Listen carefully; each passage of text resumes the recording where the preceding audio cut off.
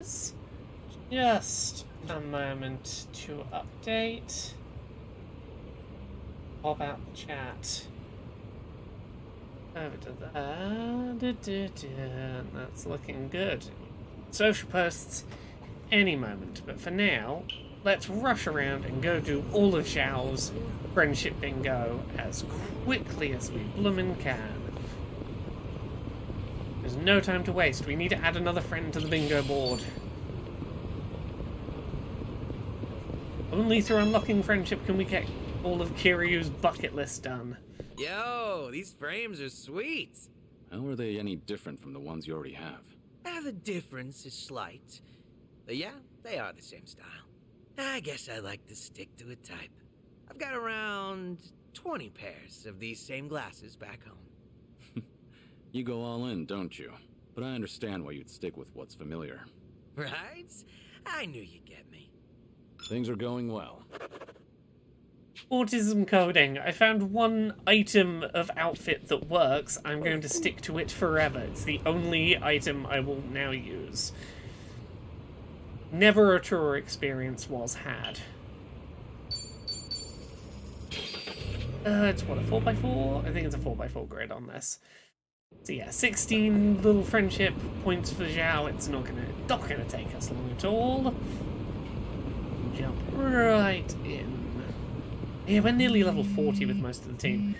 Okay, Hello? Date already has... Dante here, Kiryu. Sure, understand. Date wants to hang out again and reintroduce us to more people from our past.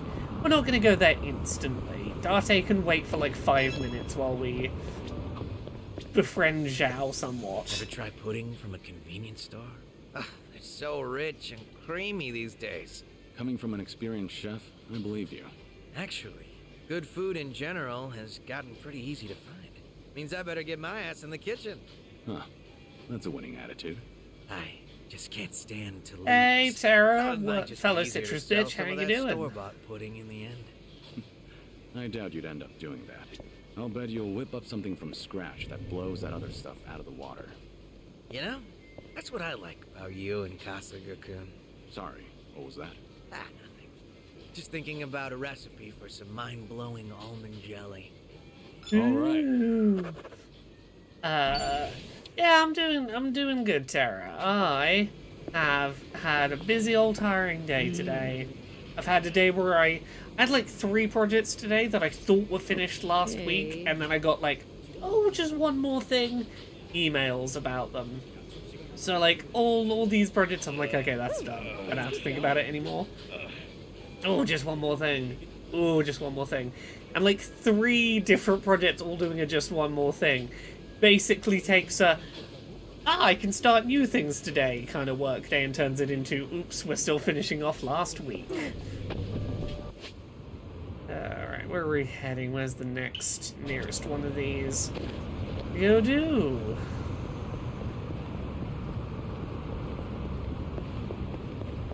Yes, I am definitely in sleepy mode. It is.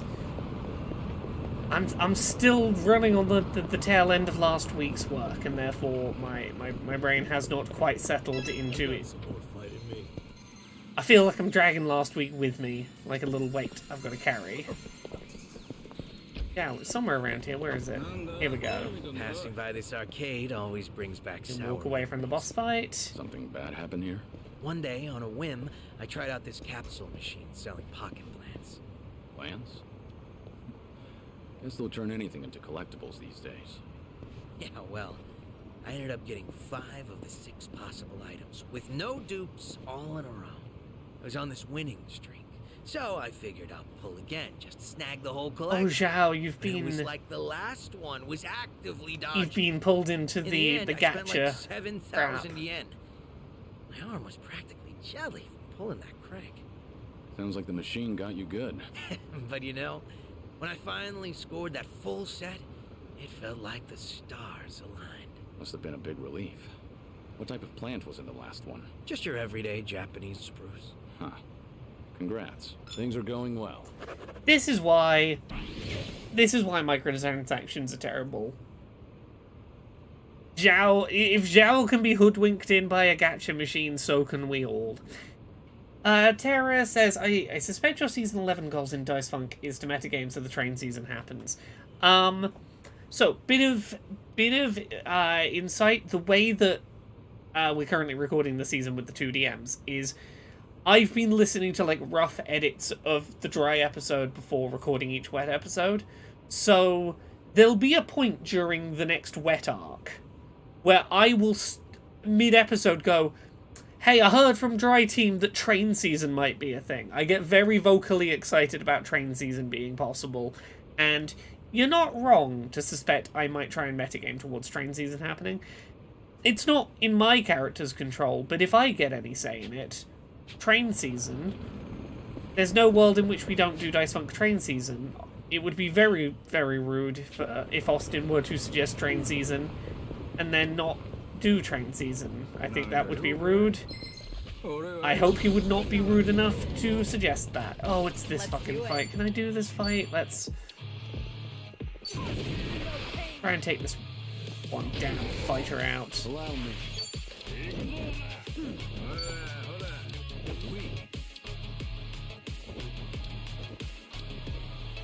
Ooh, we've not used this new summon we got from the Kiryu backstory hour last time. Let's try the new Padme. Hey, Artisan. Coming up.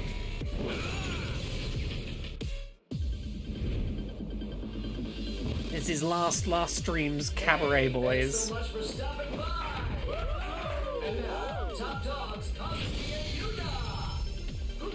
I'm humbled you requested. May I raise a glass? Don't think too hard about the fact that these men are not meant to know that Kiryu is alive, yet Kiryu has just summoned them into this fight as bandmates. Don't think about it too hard. Hey, where are you? Let's spend the whole night together. Oh my. Go! You go! Ready! Go! To field! Ecstasy! Eyes on the prize. 3, 2, 1. I feel like of the bottle of champagne and the bouquet of roses, I think one of them was doing considerably more heavy lifting in the I'm gonna hit that enemy with them category. Okay, big space laser. Can we chip you down before you can heal up too much? Give him hell! Yeah! Double the trouble! Double the flame! Yes, this was the enemy in this fight that previously, like, it was just recovering health too quickly and causing problems. I don't think it's going to continue to be a problem much longer. Even if Zhao desperately needs to catch up levels. Echo says, did you just summon a J-pop idol with your mind to murder a guy via forced intoxication? I summoned a pair of host club, like cabaret club hosts. I didn't do it with my mind, I used my phone. There's an app for that now.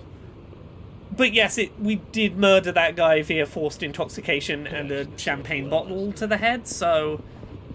yeah, pretty close. Good old photography. Run away from that Actually, fight I quick. used to be really into taking Hey, pictures. Themba. You're not anymore? Well, in the past, I would snap pics of everything around me.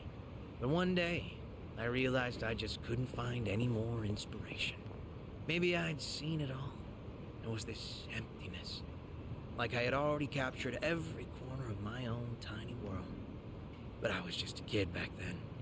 So the memories aren't very sharp. So even as a kid, you felt your world was small. I'm gonna keep walking away from that boss fight that's trying When you put it to that sneak way, up on me. It sounds like I was a real brat, huh? Well, if you feel like you've broadened your horizons, maybe give that camera another try. See if anything new is inspiring. Stop trying to fight me, group of people worth a shot. approaching. I'm trying to learn about Alright. Zhao enjoying photography as a child. This is how you do friendships. Yeah, how is everyone doing? Has everyone had a nice weekend? I spent my weekend largely 67 Rebirth, which I really thought this past weekend would be the one where me and Jane finished it.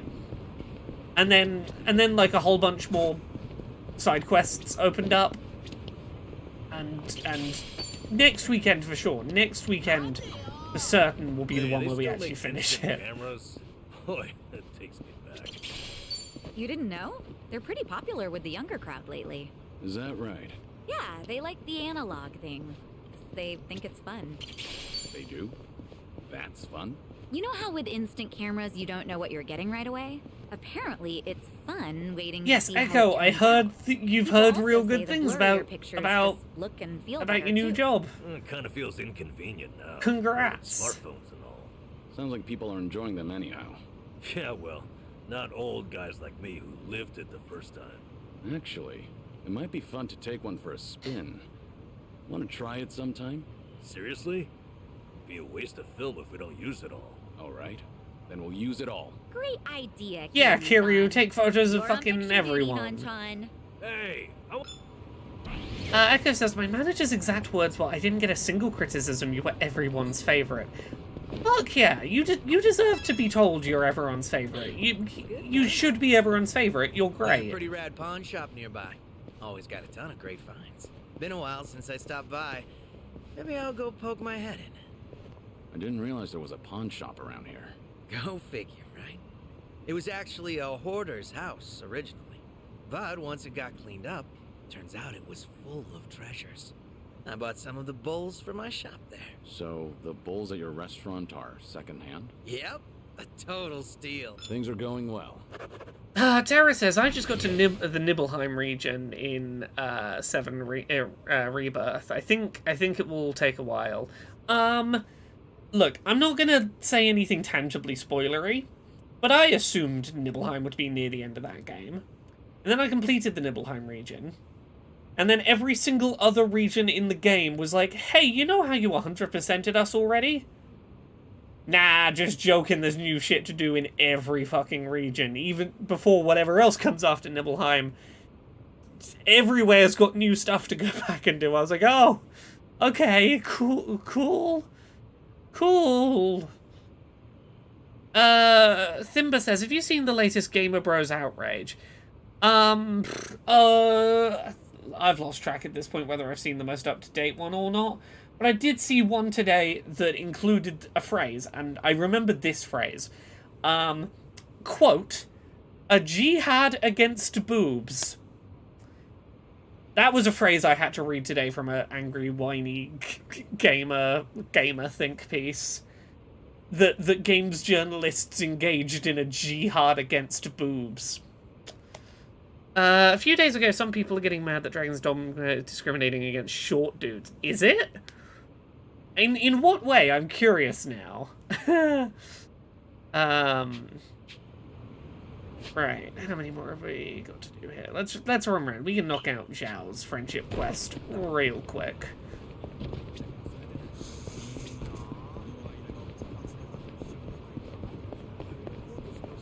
Gamers are the fucking worst. Why are they like this? Can we do away with them? I know that if your party of characters is entirely a single gender, the game will comment on that.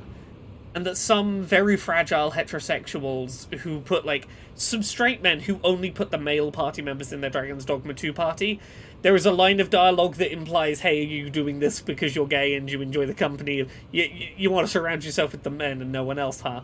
And have gotten very upset about a passing joke that implies you might be gay. What game was it they were talking about? I don't think it was to do with a specific game. It was a right-wing person writing their version of history about, like, what Gamergate was. And the short version is, no, we didn't attack women and minorities for no reason. We did it because they were engaging in a jihad against boobs, so we had to fight back. Like, that sure is a perspective on Gamergate that could be had. We had to do that harassment campaign. Games journalists waged a holy war on tits. Takavian, no one's interested in a war against breasts. Look, as someone, I can simultaneously go, there was a point in the video games industry's history where it catered a little too heavily to the male gaze and was, like, a little over-sexualized towards women, while also going, I do like tits, though. I don't want them, like, I don't want tits to be, like, eradicated. I enjoy that tits exist. I don't want a jihad against boobs, but apparently having vague criticisms of, like, design trends is nah. Nah, you're starting the boob wars now.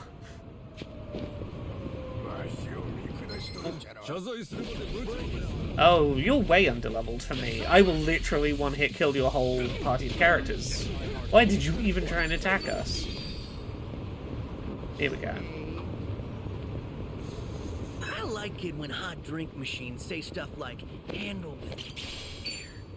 Why? It's just a machine. You don't find that friendlier than just having caution hot on the side? Huh. I guess it is a little more pleasant.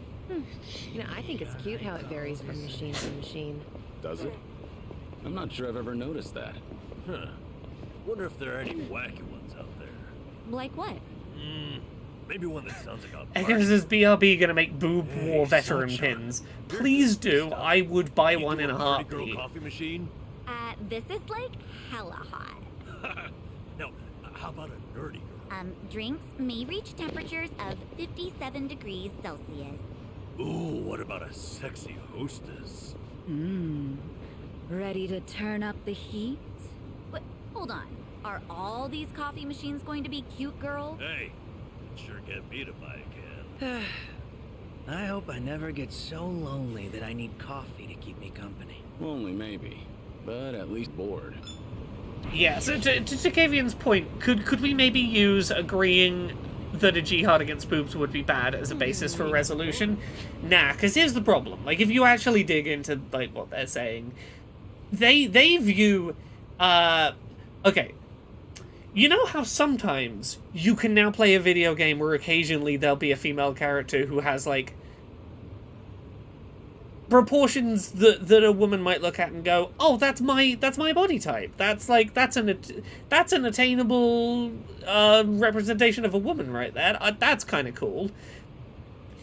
Yeah, if your opinion about that is anything other than they took all the hot girls and made them ugly for the feminazis. If your opinion is anything other than that, then you are engaging in the boob jihad. I'm sorry to tell you. If you have any opinion other than they're making all women ugly deliberately to punish us men, if your take is anything other than that, you're part of the boob jihad. Anyway, let's grab the friendship point.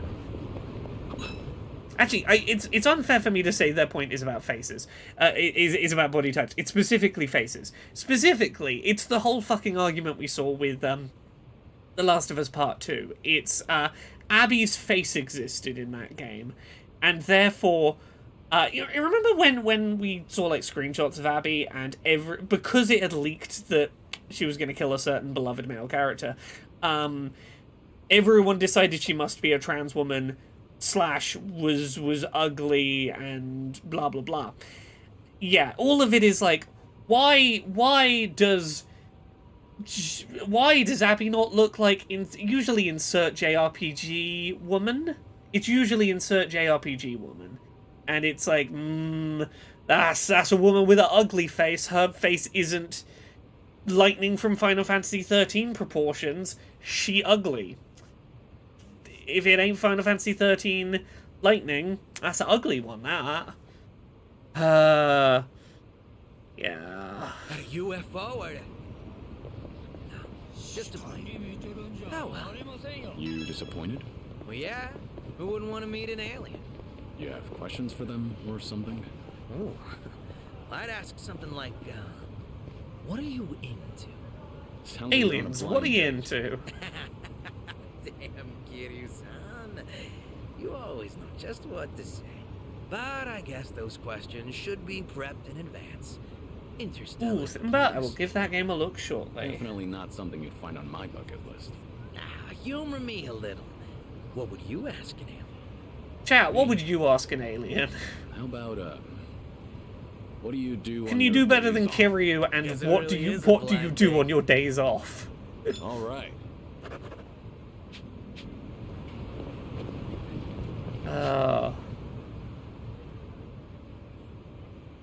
Ooh. Side quest. What are you? I don't recognize you, side quest.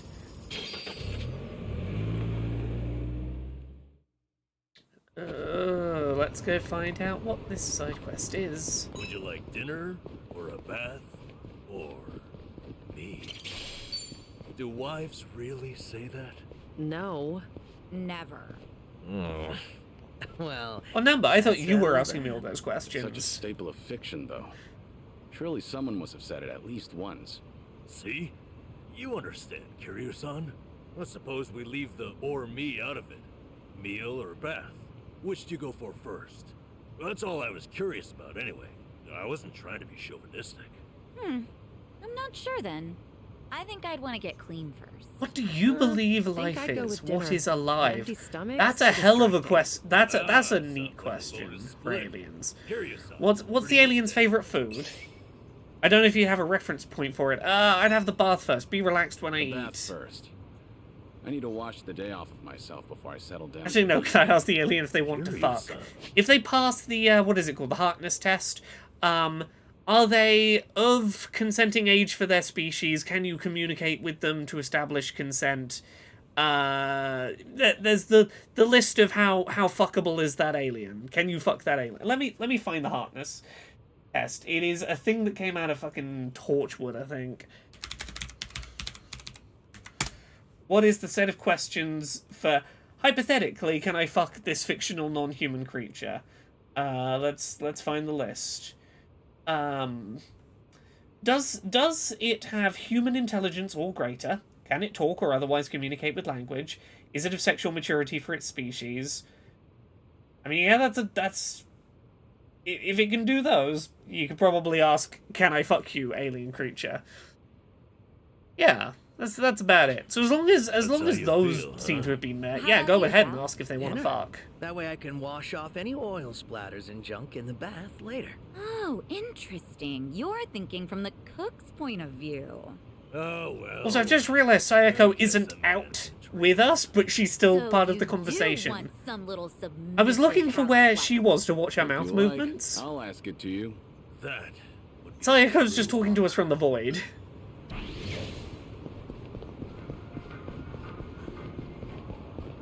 Okay, we've almost done the south side of town already. Time to reminisce. Seiryu clan office is just up ahead. I better not get too close. To think that the former Tojo clan headquarters is now the Seiryu clan's Tokyo branch. As the supporter of the Great Dissolution, I might not have any right to say this, but it pains me to realize that the Tojo clan is no more. They were the top of the underworld. Society would be better off without the Yakuza. This much I know. Daigo must have struggled with this decision. Whenever I think of his suffering, the loneliness I feel seems trivial in comparison. Daigo, Watase, and the others made the right decision. I want to be proud to say This brings that. back memories. That's why I have to do whatever I can to help. Yeah, look at you, Kiryu, not backtracking on teen. We should probably not keep trying to make the Yakuza a thing, even though the Yakuza are clearly still a thing, even after you tried to get rid of the Yakuza.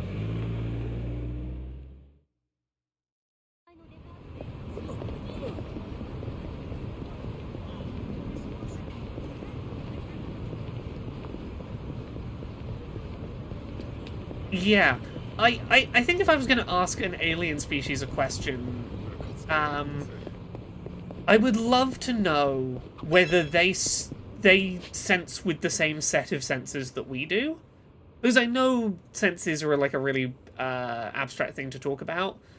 But, like, I think if you've got a language barrier with a language in common with someone, you can probably explain to a degree of, like, let's say this alien could feel electromagnetic waves. You know, we probably have enough of a language barrier to talk about that because we have humans that have put like NFC chips inside their hand, and as a result they can feel, or little magnets in their fingers, and as a result they can feel electromagnetic waves. We can explain senses that most humans don't have, or like the ability, you know, those kind of abilities.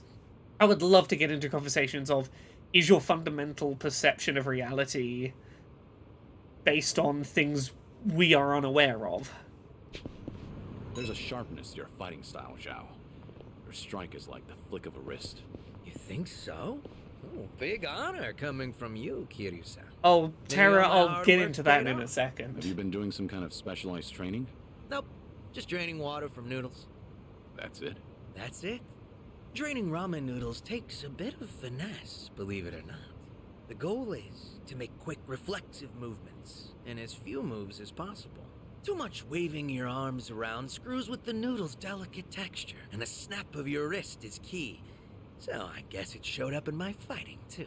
To think it all stems from something as wholesome as making noodles. What else is up your sleeve, Chef Zhao? Things are going well. Yeah, Thimba said, Terra said, one more question about Gamergate. Have you ever had to explain to your normie not online family members what Gamergate is? Fuck yeah, I have. As someone who, was targeted once or twice during Gamergate, you know, as an openly out trans person who was writing about, like, queer representation in games at a, you know, a certain time, and was writing for sites people had heard of.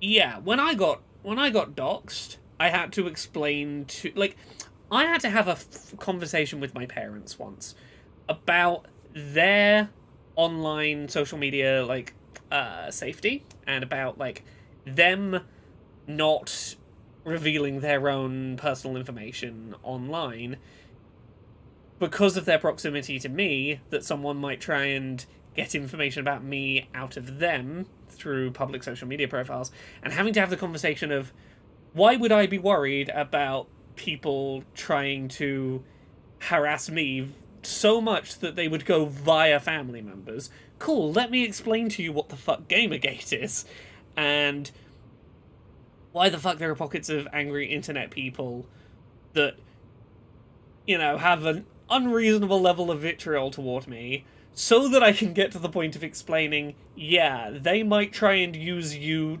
to find a way to hassle me, or they might just hassle you for the lols because they know it'll upset me. So, like, probably not gonna happen, but I should probably have the conversation of, if someday you start getting, like, real nasty online harassment, this is the backstory of the games industry as to how we got here. Sorry about that.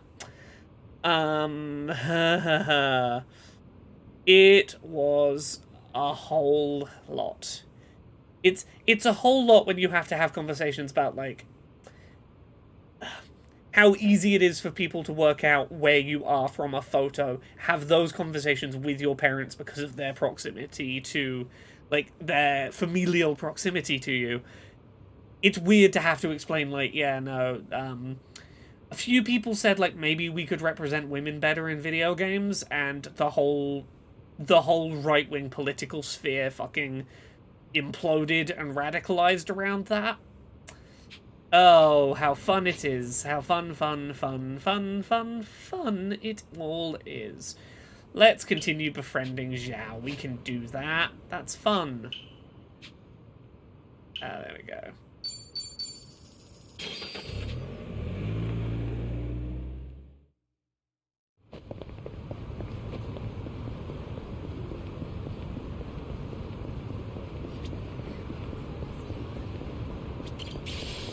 Sure was fun getting my first editorial job in the industry right as Should I open it? Gamergate was going down. Right. You ever notice, Kiryu-san, how much swag these kids' manga magazines have nowadays? Swag? Little bonuses, man. Microscopes, mini planetariums. Some even come with a claw machine. Really? Oh, You can I get have a on little that in claw magazine? machine on my desk. That's right. You build the gadgets yourself, and they're typically well designed. Let me That's new. see if I can show When I this was off a on kid, I stream. only got This work is a playing little cards. claw I might have taken machine you still read manga? that came with a couple of tiny little of my plastic regulars dinosaurs brought it inside to of it, but now what it has inside of it is my mental Before I knew it, health I was medication sitting for my there helping him ADHD. out while the So dad was I get a little munching bit of away. dopamine as I use a tiny What a plastic nice claw family to pick up atmosphere. one ADHD All right. pill and drop it into the drawer to open Well, it so I can have sure. my little bit of brain for the day. I have a tiny little plastic claw machine purely for the purposes of making my mental health medication, like, fun. and an activity that because I forget to take my fucking ADHD meds otherwise, because, fun fact, I haven't had my ADHD meds, and my memory is shit, so I forget to take them. But if there's a fun game involved, if I've got to do a little game, I'm more likely to remember my medication. You have a particular brand in mind? It's not that I don't, but I tend to go for whatever randomly piques my interest. Kinda why I can't stand shopping online. True. Ordering online can be a crapshoot. Yeah, exactly. I suck at it. I always end up with stuff that's not quite what I imagined. And returns are a hassle, so I'd usually give the clothes to my men. Free clothes to sweeten the deal. Not bad, considering your fashion Oh, sense. I had a fun Not bad at all, right? I had a fun story today. Talk about employee benefits. That's one way to put it. Things are going well. So, for years, I've had a memory that, like, I don't have any documentation, so I couldn't, like, verify that it exists. I remember it happening, but, like, you'll see in a second. In my head, I was like, I remember this happening, I know this happened, but also, I feel like the timeline doesn't make sense for it to have happened. It can't have happened, and I'll just say it. So, my earliest memory of playing Pokemon was going with my older brother to a billiards hall, sort of near where we lived, and someone giving us a floppy disk with Pokemon Red for PC on a floppy disk. And it was a kind of busted ROM. You couldn't get past Viridian Forest, and I spent, like, tens of hours, like, level grinding my too high a level to obey me because I hadn't done the first gym Pokemon as high up toward level 100 as I could in Viridian Forest. And in my head, I'm like, I remember this. There's no way this could be real, though, because, like, I was doing the maths. I was like, this would have to be, like, 1997, 1998, maybe? There's no way that, like, PC emulators for Game Boy games were a thing with people handing around ROMs. No, turns out they were. Turns out I'm not wrong about this. I made the effort today to just go, when were, like, PC emulators for Game Boy first a thing? Like 1995, 96. So like 2 years-ish before this memory. Because, like, I'd always had that little quibble of, like, surely they didn't have Game Boy emulators for PC that early. Yeah, they did. I watched a fascinating video today about, like, a mid-1990s Super Nintendo to floppy disk device that also supported ripping Game Boy games to floppy disk so you could play them on PC. I'm like, cool, good to know my memory of that incident does make logical timeline sense. Because it's one of those things, I told this story to someone once, and they were like, they told me, like, Game Boy emulators didn't exist until, like, the mid-2000s. I was like, oh, really? Then what is this memory I have? I'm like, no, the memory I had was real. They were around longer than that person knew.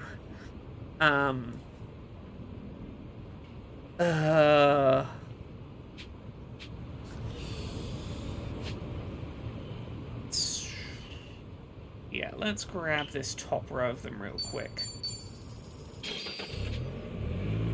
Tara says, I love how these games talk about modern times and older people adapting to the modern. Couldn't agree more.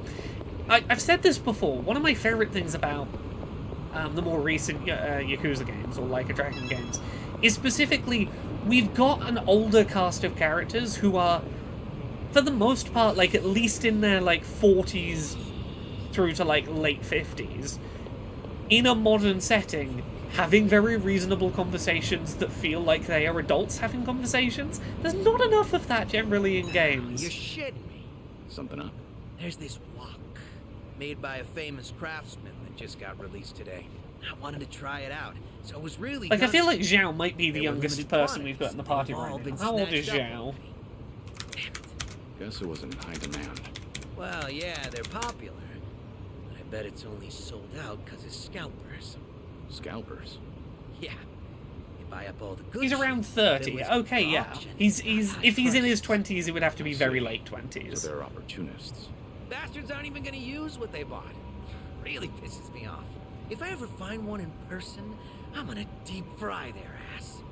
Not sure anyone wants that on the menu. All right. Yeah, I knew it had to be prior to 2000 that I'd played Pokemon Red on PC, because it was very explicitly. I remember being in, like, the house I was growing up in pre Y2K. And I know that playing that stolen floppy disk ROM of Pokemon Red was what made me want to get a Game Boy. And I know that I had my Game Boy before Pokemon Silver came out. Because I remember getting Pokemon Silver for my, I think it would have been 10th birthday? Pokemon Silver release date, UK. Yeah, so that was like 2001. I didn't get it on launch day, but I got it on like the year it came out. So I had a Game Boy prior to, like, for a few years prior to 2001. So yeah, late 90s does make sense. Infinite Wealth takes place in 2023. I would say it's Kiryu is pretty close to our reality. Surprised there's no COVID on that Hawaii world. Well, there's been a couple of years time skip. Oh yeah, sorry, yeah, 2023. Look, I think they just didn't want to get too depressing with the masks and stuff. I get not wanting to they've mentioned COVID. There's been mentions of, like, not by name, but of everyone had to stay indoors for a while has been mentioned during this game.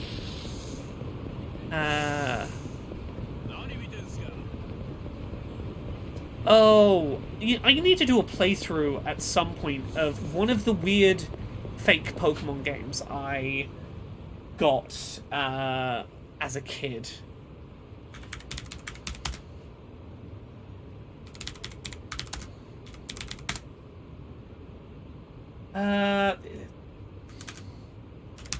Was this the one that was called Emerald, but it was Game Boy Color? I think that's what it's called. Yeah, it was a weird knockoff where you called in your Pokemon using a phone. Like, you had a certain number of phone numbers in your phone. It was kind of like a Digimon you fall through the tree into the monster world game. I'm gonna Google some words until I find it. Pokemon knock-off call phone Game Boy.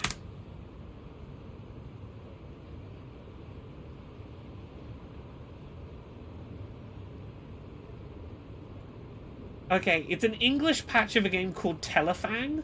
It was known in English territories as Pokemon Diamond / Pokemon Jade on Game Boy. Yeah. Pokemon Diamond Game Boy. Oh, that's the one. Yeah, let me find the weird cartridge.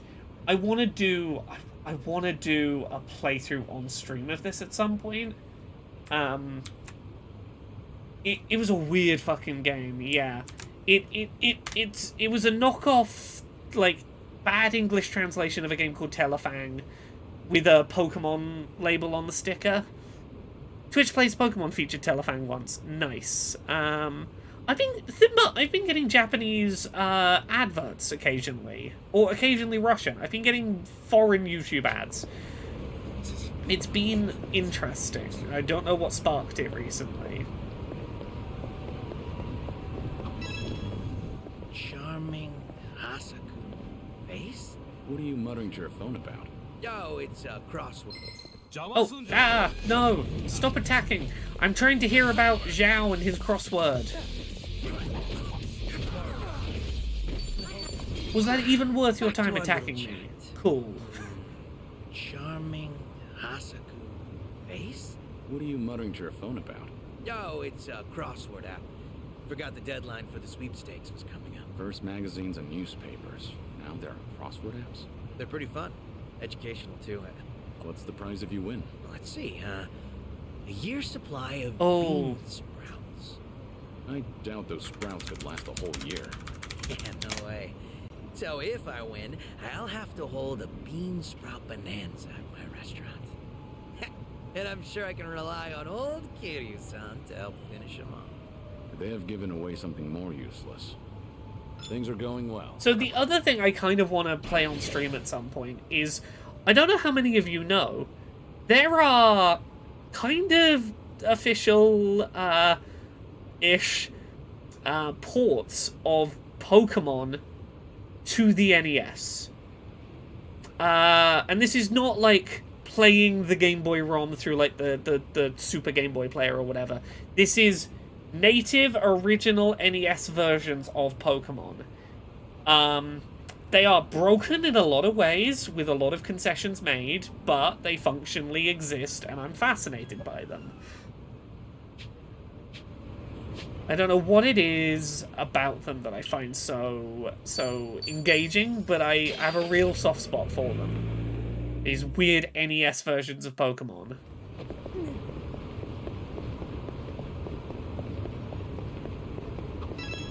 You know, I've gotten really into green We've tea. nearly maxed out Zhao's I friendship enjoy a good bingo. cup of tea. And I notice a lot of desserts are green tea flavor these days. Right?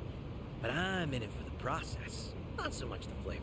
Somehow, I just love making it. That's a pretty refined hobby. Sure, it was tough starting out. My tea would be all icky and lumpy, like snot.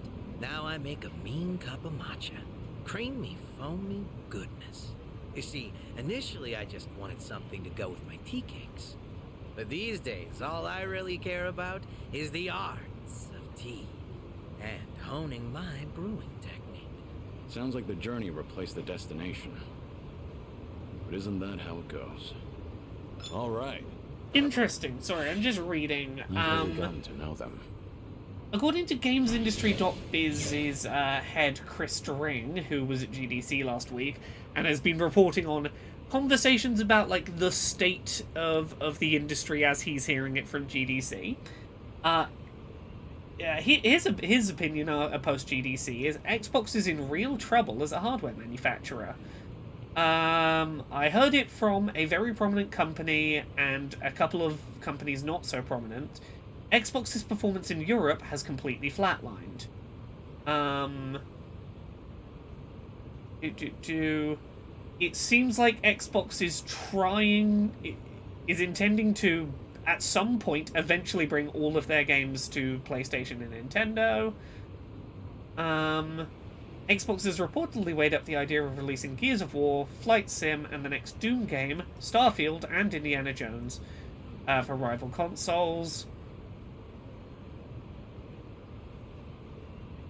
From what I understand, the majority of them will come across at some point. Interesting. There's been a lot of talk coming out of GDC that Xbox is like showing around at Xbox handheld, and I'm curious about that. If that is accurate, can it do enough to like justify its existence in a world where the Steam Deck exists? Because like here's the main thing it needs to do: Steam Deck level power and performance, but can also run Game Pass games. Like if you can get something like around the Steam Deck price point, but it natively plays your Game Pass library, you don't have to like stream your Game Pass library in, or buy a more expensive Windows handheld to run your Game Pass library. If you can get like Steam Deck price point, but it runs Game Pass, that's probably enough for people to get on board with it. Yes, Phil Spencer talked to Polygon recently. Thimba says he couldn't stop talking about it. I mean, he didn't outright say it, but Phil Spencer has been saying a lot of things that are like, in the context of the rumors that a handheld is coming, he's not being subtle. And we know from there, like, oh, we've got new hardware to talk about later in the year. Like, it's probably end of this year. Right, we've got like 2 more of these Zhao points to do. 3. 4. Okay, well, we're nearly there anyway.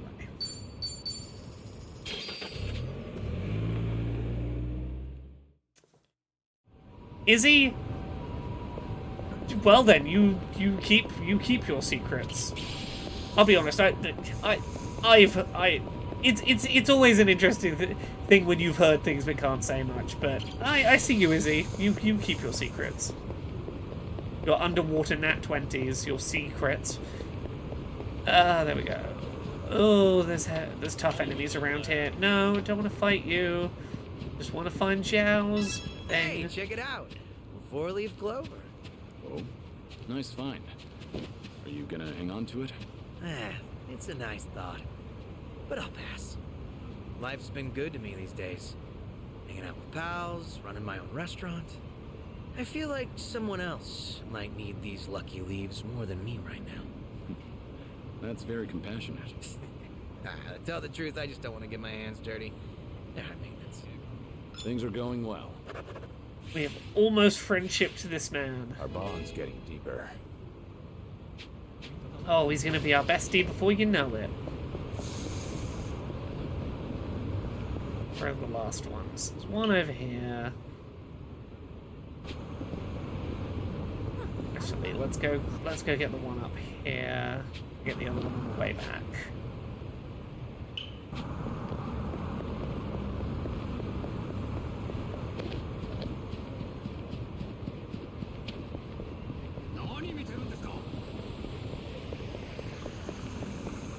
None of these tough encounters notice me, please. I am busy getting memories.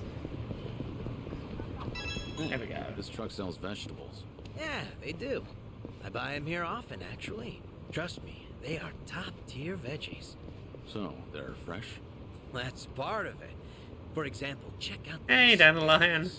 closed tips, all nearly identical. Industry secrets can be a weird thing. Here's a fun fact for you. My lovely wife Jane edits all of the episodes of Accessibility. She does the video editing, and as such, she is usually allowed to be privy to stuff that I'm seeing in advance of release. You know, because she's editing the video stuff.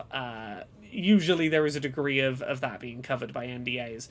But sometimes I will receive stuff for work that is like, absolutely you can tell no one, not even like if anyone in your home cannot know about it, etc.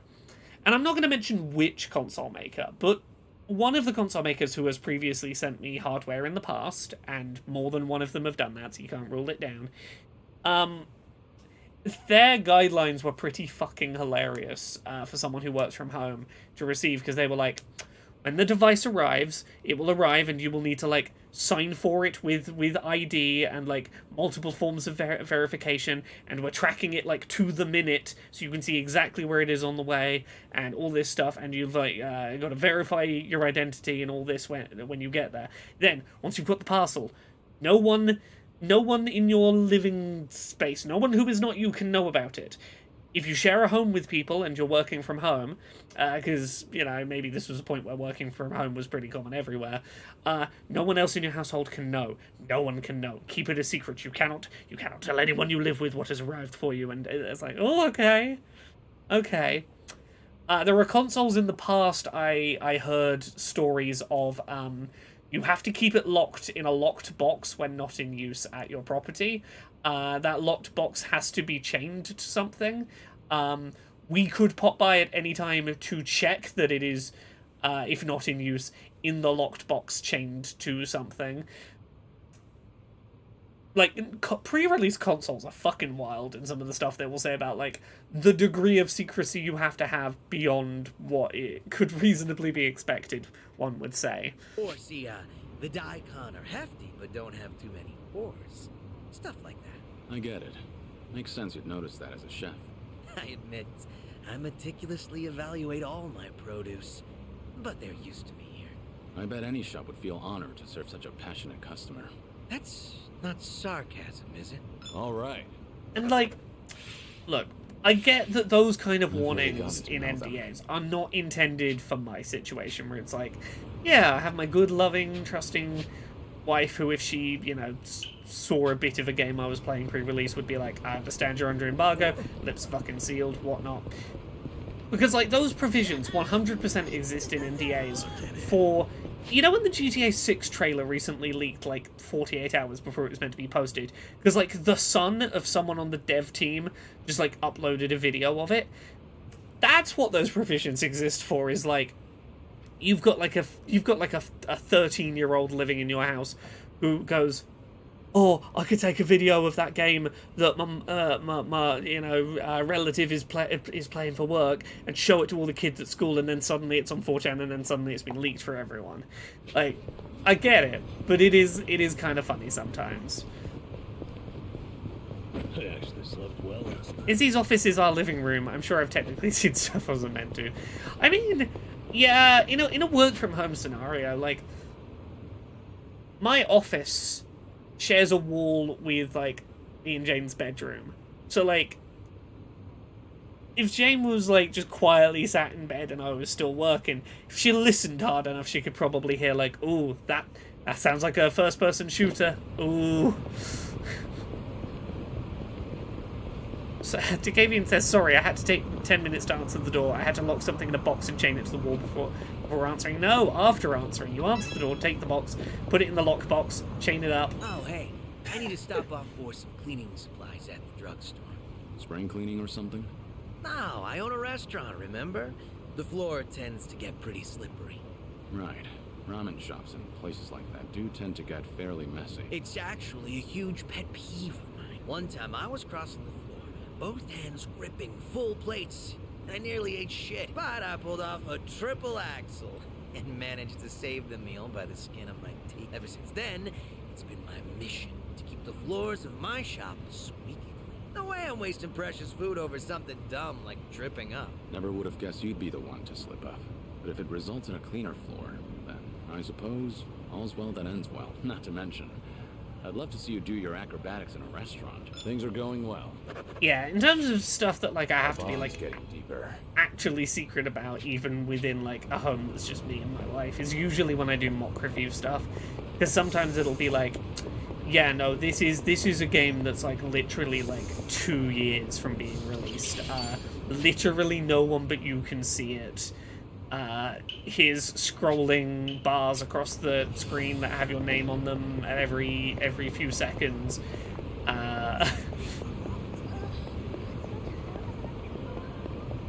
I've occasionally had ones where it's like, cool, while you're playing, you have to be on video call, so that we can see there's no one else watching. And in any time we could ask you to show us the taskbar on your screen via screen share, so that we can see you're not using screen recording software. I'm like, okay, I get it, I get you. Those are the ones where it gets real secretive. Oh, hey, they got Virtua Fighter.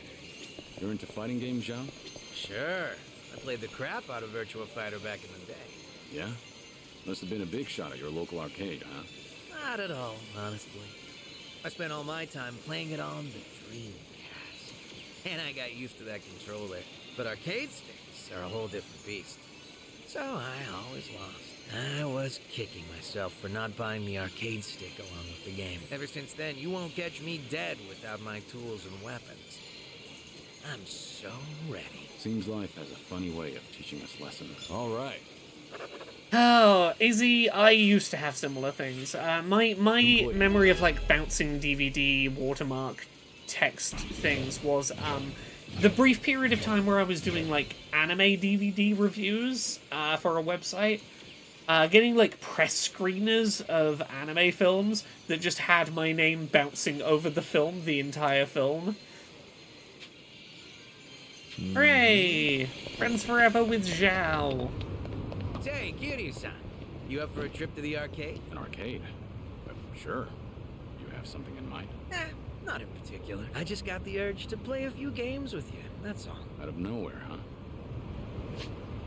huh? I know which arcade it is. Do I have to go in the daytime, I think? Cool. We at least have that unlocked. Let's go do some more drink links at the bar and then see what Date's up to. And then maybe we'll go to that dungeon that, like, 2 streams ago we unlocked a new dungeon that is plot progress that we've been nowhere near yet. Who wants to get drunk and tell me about their plot? We already finished Psychos and Numbers. We've got Zhao's new ones to do. Psycho, have you got any? Okay, you'll talk. Okay, it's just Zhao to find out what his drink narrative is. Hey, Zhao. Ah, hey there, Kiryu-san. Someone's been knocking him back. You know, I still haven't had a drink with you yet. Mind if I sit here? Of course not. Be my guest. Some one-on-one time with Kiryu-san, huh? Kinda making me a little nervous here. And I guess you've already got a good buzz going.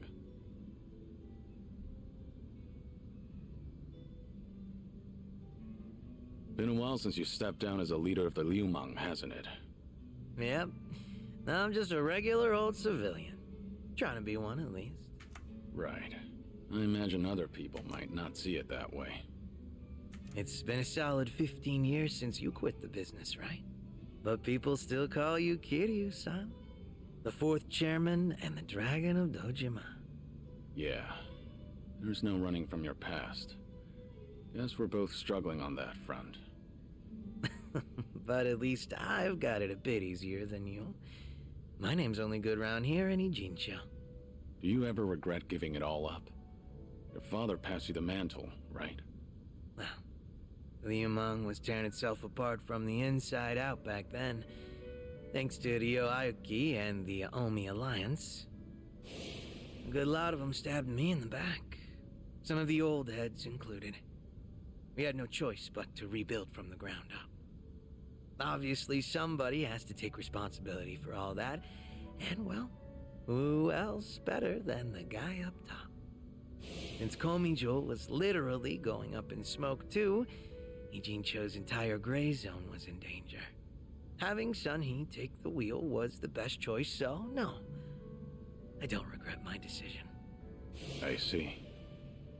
By bringing the Liumang and Komi-jewel together, Sun-hee managed to save a lot of lives. That had to be a ton of hard work. I can't possibly thank her enough for all she's done. Oh, Kiryu. I'm jealous. All I have are regrets. I'm Oh, jealous. buddy. All I have are regrets. Oh, baby. Well, there are a lot of other things I regret. Oh, yeah? Like what? Well, I think I'm a little too sober to pour out my heart right now. All right, fair enough. We haven't even finished a single glass yet. Kiryu-san, you're a dead man walking, aren't you? So you can't pay your family or friends a little visit? That's right. Are you sure you should be talking to me then? The Daidoji probably think that this will all work out in their favor. So they'll turn a blind eye. All right then. You think it'd be cool if you came over to my place? Your place? I own a Chinese restaurant, see? An old little hole in the wall, but it's mine. Sometimes I cook the food myself. Scratch that. Not sometimes. I cook pretty much every day. From the top of the Liumang to the head of the kitchen. I've always loved cooking. You'd catch me in the kitchen even during my Liumang days. A lot of my guys like to eat whatever I I whipped like up that a to. lot of the Drinklink quests You ever in this consider are that it was hard for them to character who tell the was boss previously his in food organized crime being like, I'm just gonna find my calling so that that's how isn't you wanna the play. crime world. I'm gonna Guess find like I one other just thing in my gotta life I want to invite You to do. my restaurant then. Must be nice to run a business doing what you love. Sounds pretty rewarding, too. Sure is. And I'd be more than happy Go to serve eat you tasty up a food meal with anytime. Zhao, Kiryu. Got some Go confidence put it you've on your got bucket there. list. Do it. How about another round? Fine by me. But you should take it easy. Wouldn't want you to keel over before you get a taste of my cooking. Fine. Whatever you say. Barkeep. Hard to believe you're a sick man. Barkeep, hit me with another two. That's the spirit. No, the thing in your glass is the spirit. Ah. Okay, Zhao's got more. He wants us to go eat at his restaurant sometime. What else? Tell me more of your story, Zhao. Hey, what's with the face? Huh? Oh, hey, Kiryu-san. Something's been bugging me, actually. That right? Yep. Mind hearing me out? Can't say it'll be much fun, though. I'm all ears. I was checking out this food blog earlier. They review bars and other joints here in Ijincho. Of course, that means they hit up my place, too. Sounds like they rubbed you the wrong way. Well, yeah. They wrote a bunch of crap about how the food sucks, how the employees are rude, how the place is a stinking mess. And it's not a one-time deal, either. They've been writing about my place Hey, for Incompetent Hero, thank you for the 20 months of sub. You're saying these Happy are Monday, fake Citrus reviews? Bitches. What else could they be? I take pride in my cooking. Sure, my place might be a little old. Yeah, you but I can't keep push it back against spotless. negative reviews, even Man, if you even think the thinking about person's all this just lying. You pisses me kind of off. just have to ride them It'd out. be fun to deal with. Yeah, trust me, it's not. Still trying to figure out how to handle this. You just gotta let them Should I have leave their it opinion, alone, and or do I do something about it? Maybe we should have talked about something else. as soon as you start like trying to shut down critics' ability to criticize, you just try sound effect yourself. I wonder who they really are. Why do they get to remain anonymous when they're writing something awful like that? Not very fair now, is it? I'm also itching to find out what kind of person posted that. I get that everyone's entitled to their own opinion. Oh, This just doesn't I need to seem talk about well. my favorite terrible Has that review I blog ever started got. to affect your business? Nah, sales is more or less the same as ever, as far as I know. My place gets lots of regulars. I think the customers who do follow blogs are usually the first timers. Makes sense. And all that's left to consider is how you feel about this whole situation. Yep, guess so. And I think I've got an idea who that blogger is. Oh yeah? Right before that blog posted, I got into a nasty little spat with a customer. Never seen him before in my life. How'd that happen? Well, considering my previous occupation, I get a lot of customers with some real heavy baggage. So I don't let people take any pictures or videos once they're inside. Even got signs saying so. But that guy didn't give a shit. And there's no way you didn't call him Ah, out. Damn right. an I went up to him aggressive and I told him, "Please food refrain blog from filming inside influencer the not restaurant." respecting your business's Honestly, rules I about wouldn't have cared filming. if it was just him there, but the place was pretty packed. Yeah, you didn't want to disrupt everyone And that else's just got eating him all riled experience. up. How dare Thank you very much for speak the to a sub, the customer average like Dead that? Sea. Thank you for And 43, things just 43 went months. downhill Heck. from there. He flung his chopsticks at his bowl and stormed out. Yeah, you screeching, "See you if set up I a ever boundary and come told the back guy he here wasn't allowed again." to film because you Day don't after, allow that there. Someone posted on He their got blog entitled talking and shit he about my started restaurant. writing like negative I reviews figure it's because you wouldn't let probably him the film same there. guy. I mean, yeah, Yeah, it point tracks. Right. I knew you'd understand, Kiryu-san. So, what's your plan? If that customer's the same person behind the blog post, are you going to confront him? I'm not gonna go that far. I'm just a regular civilian now, a humble chef. Considering how proud you are of your cooking, you're taking this pretty well. Yep, I think so too. It's like, once I get heated, it's hard for me to hold back. This guy. Guess I'll have myself another drink. I'm with you there. Sorry for making you sit through that nonsense. Yeah, Just so glad let's you're feeling better. talk about my favorite negative review for one of my books I ever had. I've told this story before, but one of the earliest reviews for my first book, Uncomfortable Labels, which is about, you know, living at the intersection of like growing up an undiagnosed autistic kid and a not yet out trans kid. I talk in there about the fact that, like, when I was getting bullied at school in the UK in the 90s, I kept trying to tell teachers I was being bullied, and they just kind of hand-wove it away and didn't do anything about it. You know, their advice would be like, oh, just ignore them and they'll go away, they'll get bored. If you don't give them a reaction, they won't keep doing it. And eventually it escalated, and the only way I actually stopped that bully in the end was one day him and two of his friends cornered me in the toilets, and in a moment of panic, I grabbed the main guy by the hair and smacked his head against a urinal, and he fell to the ground, and his two friends fucking scarpered, and I calmly went to the nurse's office and was like, you might want to go check in the bathrooms over there. Guy was threatening to beat me up with his friends, so I hit his head against a urinal. He was on the floor last I saw him, you might want to check on him. And my teachers eventually were like coming, and he was like, oh, I'll get my parents to, you know, they'll fucking sue the hell out of you for unprovoked attack. Incompetent Hero says, God damn, Laura hitting that QTE. Yeah, and like my teachers were like ready to go, you have done assault on a student, like we need to get the police involved.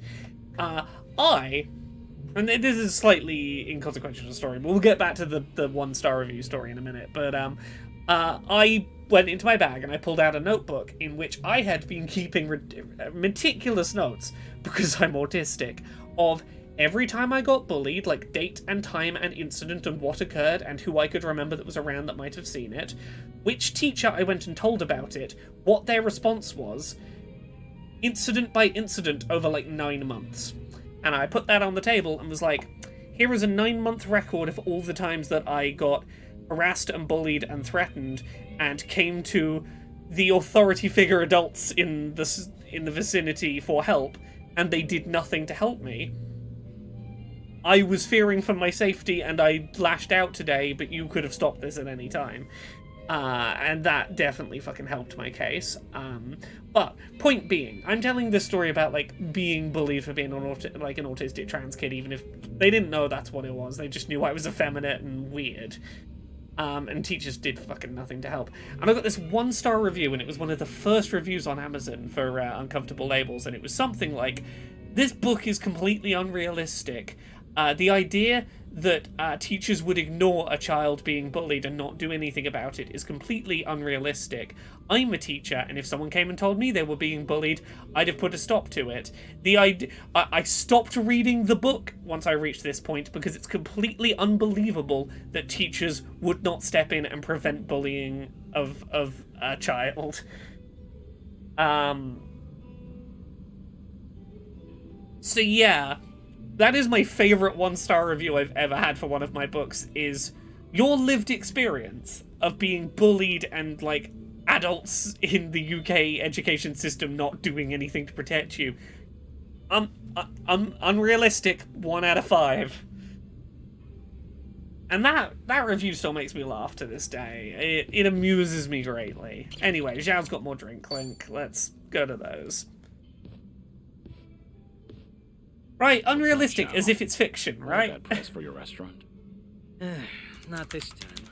Got a message from the Liumang boys. Said they wanted to tell me something. But didn't you leave the Liumang? Yeah, I did. But they still try to contact me. Mind if I complain for a bit? So, what they want? You remember the blog I mentioned last time? The one talking trash about my place? Right. Might be the same guy that gave you trouble. Yep. Those Liumang boys are using whatever means possible to hunt him down. They're hell-bent on catching him, saying stuff like, he can't go around starting shit and running away like that. And if they do find him, things might get real messy. But you're not the one ordering them around, right? No, of course not. Which means these young guns are causing a racket because someone's giving their old boss a hard time. Yep. Honor's just as big a deal as life and death down in the underworld. Not that you need me to tell you that.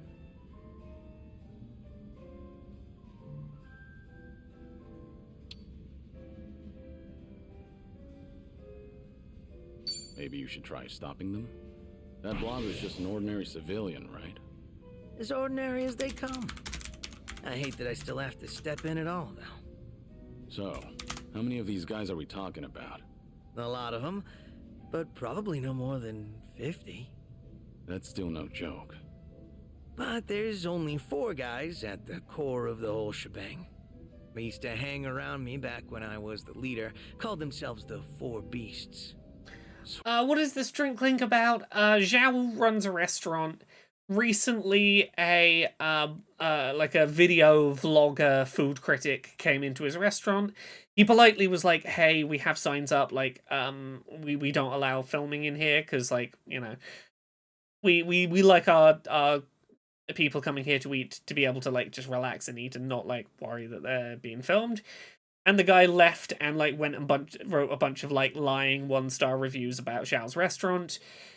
Zhao's like ex-criminal underlings have like worked out who the guy is and they want to go rough him up, and Zhao's like, no, don't fucking rough him up.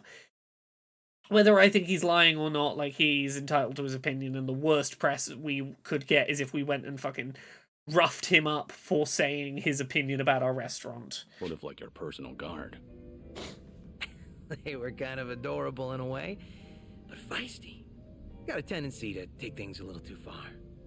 They're the ones who were really pissed off with this blogger, so I gotta tighten the leash. Must be tough on you. They're not gonna leave you alone so long as they keep you on that pedestal. Yeah, like you're one to talk, Kiryu-san. What's going on with me can't even compare to what the Dragon of Dojima goes through. But I guess the two of us are in the same boat. I mean, who else can relate to this kind of stuff?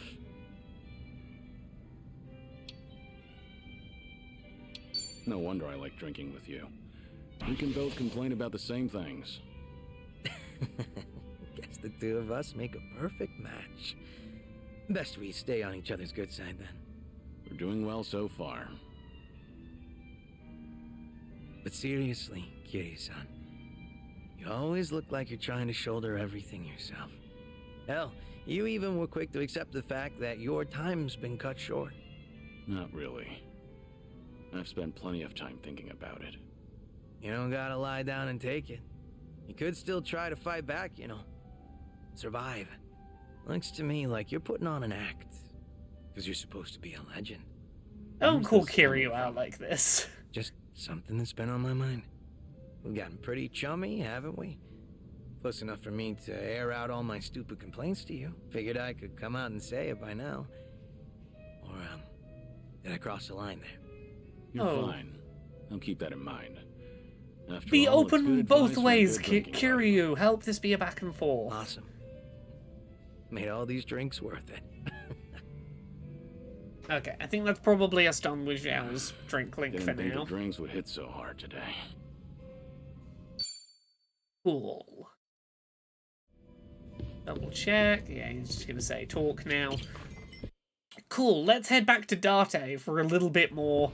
Here's someone from Kiryu's past that we're going to stand like 3 feet away from and hope they don't notice that Kiryu's there.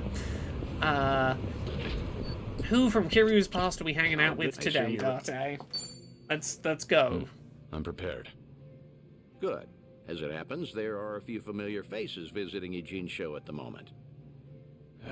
I suppose that's pure coincidence. Would you believe I didn't invite them? The Seiryu clan did. To prepare for the dissolution, Ebina has been in touch with regional families across Japan. These two have come to answer his call, all the way from Hiroshima. Onomichi, actually. Onomichi. Oh, The these are Yomei people from the Alliance little fishing subsidiary of the village. Hirose families Tagashira and Matsunaga, here in Eugene Show right now. Tagashira. Matsunaga. Yeah, back in Onomichi, I joined forces with this other family. We had each other's backs. Got They're caught up here in to the conflict in the investigate town. Seiryu for themselves. Unfortunately, Date's Captain voice is Naguma so couldn't good, make and it. I'm trying to work out who he Investigate, is and you what I said. know him from. If Ebina's dissolution succeeds, every Yakuza group in the country will feel its effects. No matter where they're located, no family can ignore Yokohama right now. So, Tagashira and Matsunaga are here to survey and report back on behalf of the Yomei. Wow. They're representing all of Hiroshima, that means. The Hirose family might have started small, but they've been making a name for themselves. Many would credit their old patriarch Toru for that. He died doing wet work for the former Yomei chairman. He died loyally. As such, he left behind a family worthy of respect. Oh. Yes, I know where I know Date's English voice from, and it's a really fucking stupid pull. Do any of you know the cartoon series Amphibia? He's the old grandpa frog from Amphibia. That's who he is. Also, he's Goofy in a Goofy movie. To report directly to the chairman now. Which means your boys are officers of the main family. They're trusted with a lot these days. I see. How about that? He was Foghorn What's Leghorn wrong? in the You got that look on 1996 your Space face. Jam. You don't want to see him? It isn't that. Not exactly. I'm worried how they'd react if they knew I survived. Why? Think they'd take it poorly?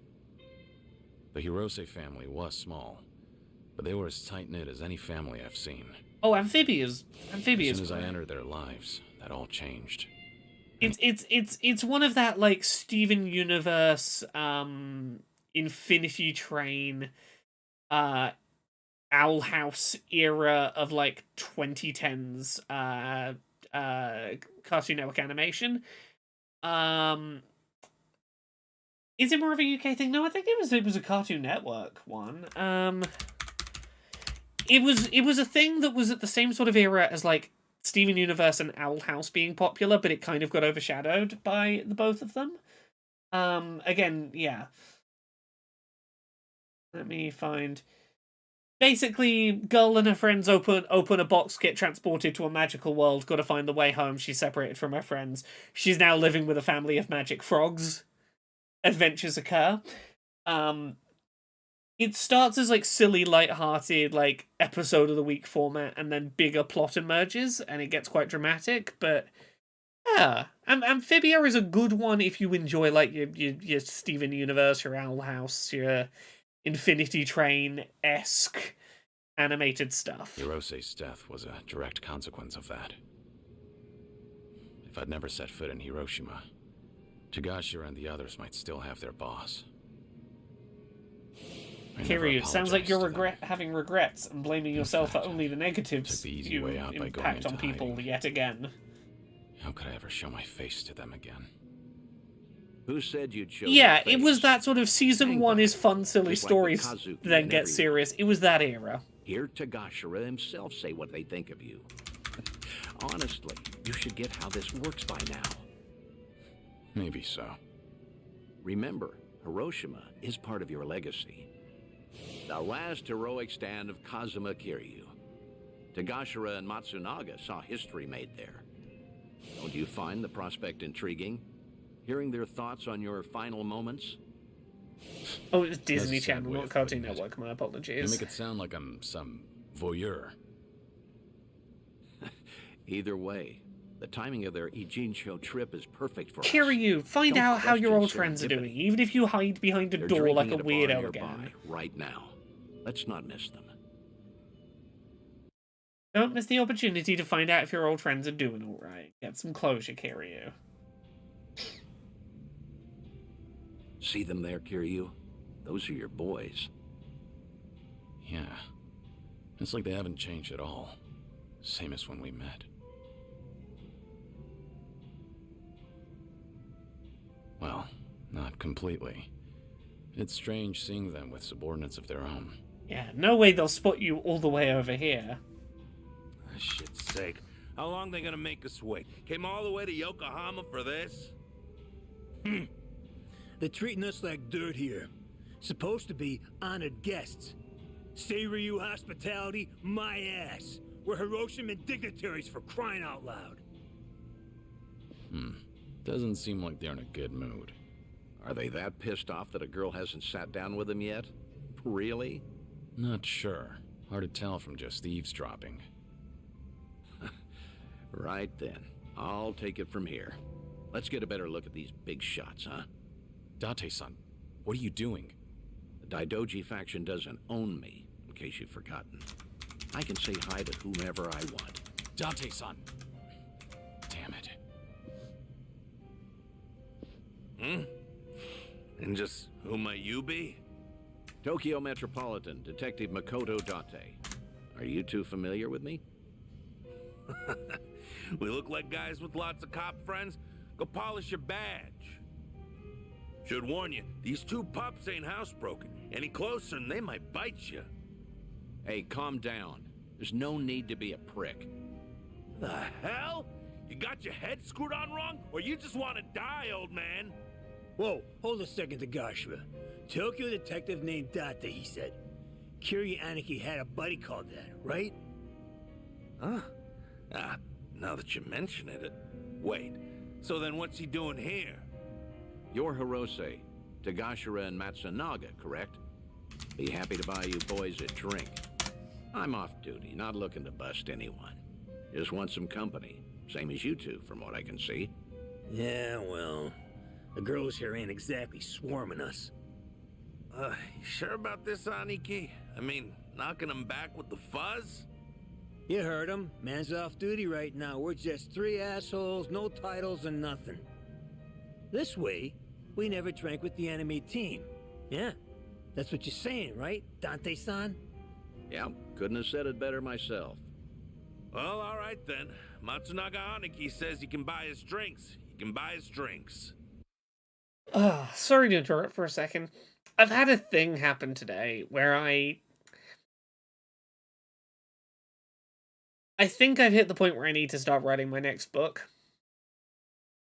And it's a really stupid thing that's made me think I need to start writing my next book, and I don't know when I'll finish it. I don't even have a publisher for this one at the moment, but like I want to start writing it.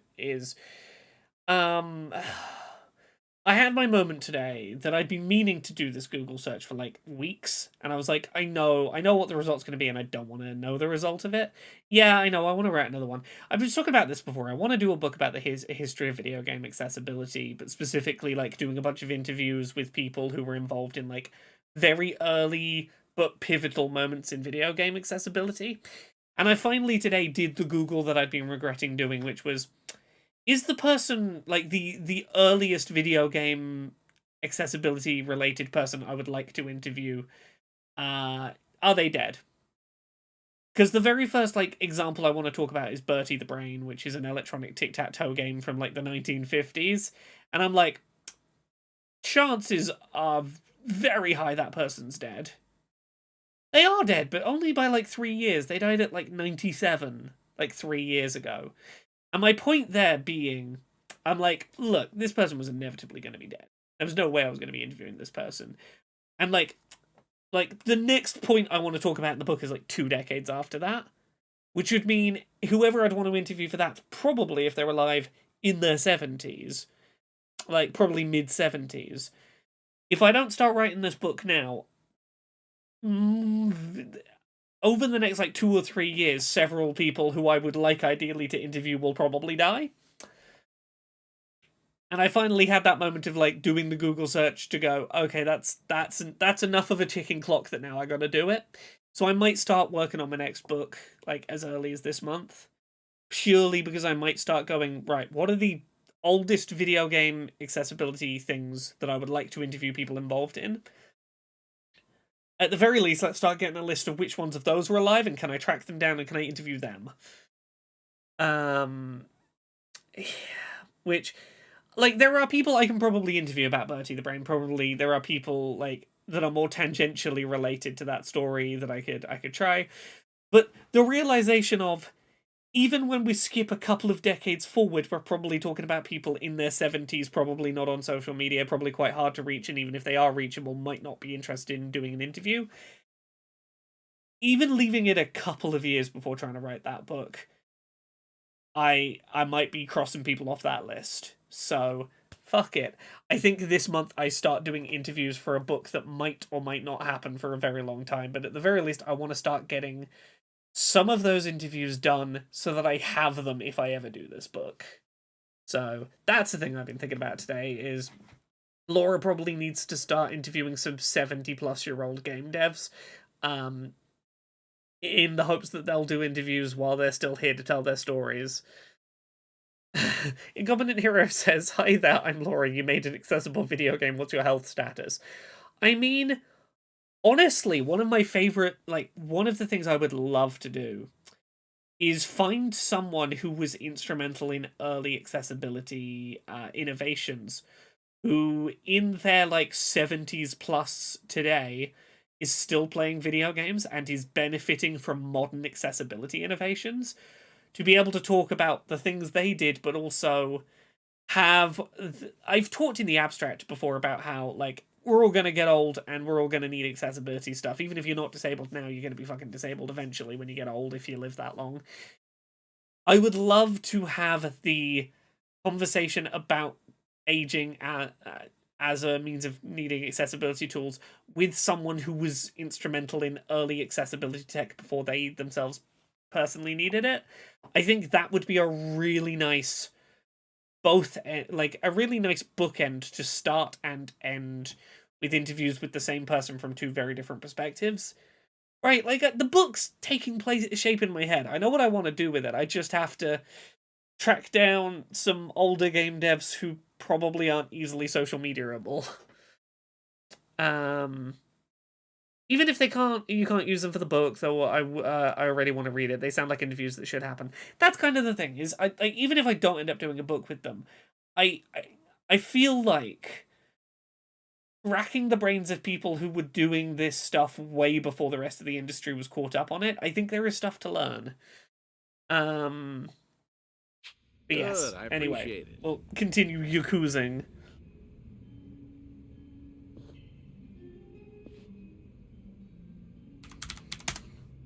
Let me ask you both something. You sounded pretty pissed off before. Why was that? It's never just because of the girls. Nah, it wasn't about that. Yokohama's a long trip for us, and we're being treated like hicks. There's ex-Yakuza all over town, and they're eyeing us like we got a disease. The Seiryu clan sure as hell not offering to cut us into anything worth a damn. Why even invite us? Too worried about their own profits taking a hit. I mean, look around. They're scoping us out from every angle. They all stare, but nobody says as much as hello. Wait a second. You mean everyone here is Yakuza? Eugene sure's got ex-Tojo and Omi guys crawling around like roaches right now. We're doing fine for ourselves out west in Hiroshima. Only came by to be courteous. What he means is the Yomei Alliance asked us directly, and we followed orders. I wonder, is your table so barren because they're trying to ice you out? Maybe women around here are smart enough not to drink with a couple of small-town bumfucks. Say that again, asshole! Whatever it is you're looking for here, you're not gonna find it. So screw off. Oopsie. Whoa. Big talk from men that what got dissolved, huh? Men, what done got dissolved, innit? Go ahead! Nobody cut our family's balls off! Whoa, Hiroshima thugs are all talk, right? I'm sure we can take them. Catch the next train home, fuckers! Or we'll punch your ticket for you! Huh? Kiryu? What the hell's that? Kiryu, you're not doing good at not letting these men know you're alive. You've just walked out right in front of them. Hey, you need to stay back, damn it. Kiryu. Huh? Kiryuin. Kiryuin? Date-san, you know this guy? Oh, no. I mean, maybe. Hiroshiman dignitaries should know better than to disrespect the cities they visit. This is how blood starts running. What's your deal? We'll handle this from here. Right, Date-senpai? Yes, of course. This is my junior partner, Kiryuin. Okay, everything's settled? You two leave while you can. You're out of your mind. This ain't no one's fight but ours. Damn it, stop. You're in enough crap already. Stay back.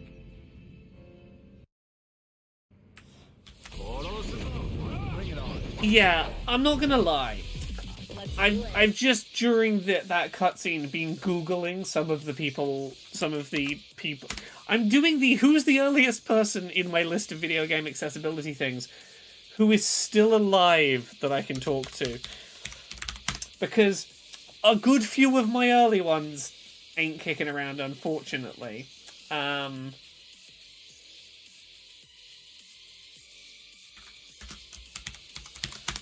Finish searching this one quickly.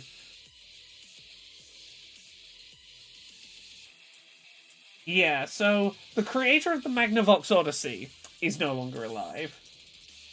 The creator of the Opticon, the thing for turning text into Braille, not alive anymore.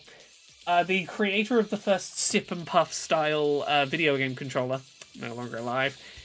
And you see why I'm suddenly like, if I'm gonna do this book, I need to fucking get a move on, because if I want, the way I want to do it is interview heavy, and like there are ways I can work around it. Like I can interview people who used the tech and how useful it was for them and things like that. There's ways around it I can do, but yeah, it's a depressing way down the list I'm already getting and going, yeah, that one's, yeah, they're dead. So yeah, I think before this month is out in the next week or so, I'm probably gonna be. It might even be my job tomorrow, as I might sit down and go, who is currently alive that I need to like get interviewing right the fuck now. The joys of deciding you want to do a book about like the last 80 years of an industry's history, where 80 years ago people were in their 40s and doing things.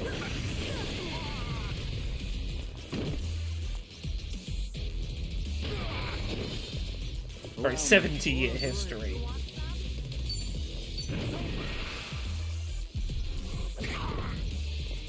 Now we're talking.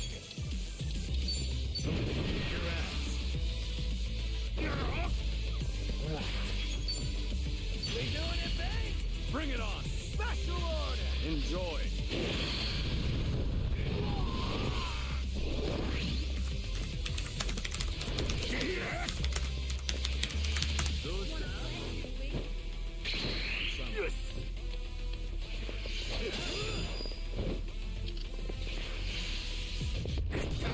Oh, stop stabbing me, everyone.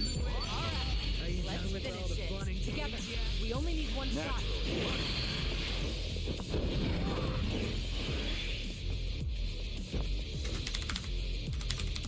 No begging for mercy now. Now then.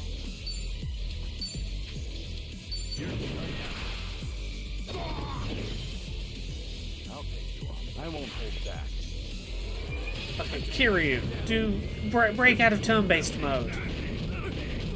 Punch the daylight out of these folks. We should relish this moment.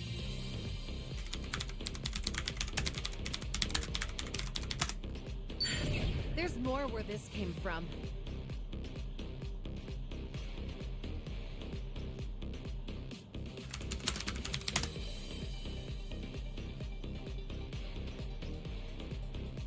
No, another one that's dead. I was looking up the creators of the Telesensory Systems, the creators of the Game Center, the 1977 video game console explicitly designed for blind players.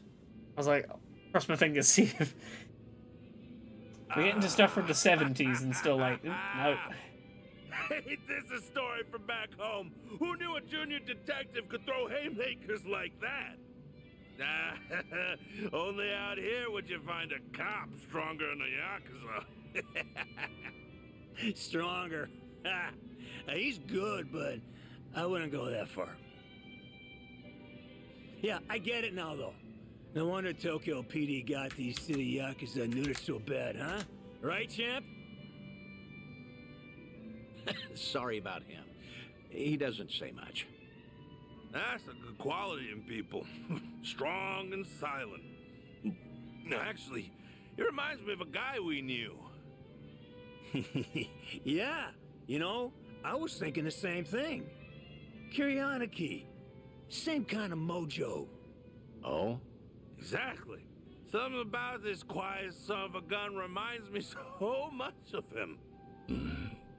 Huh. Is that so? I'm not sure. The Hiroshima After all, dub I've known accents Kiryu are much fucking longer than great. you two would have.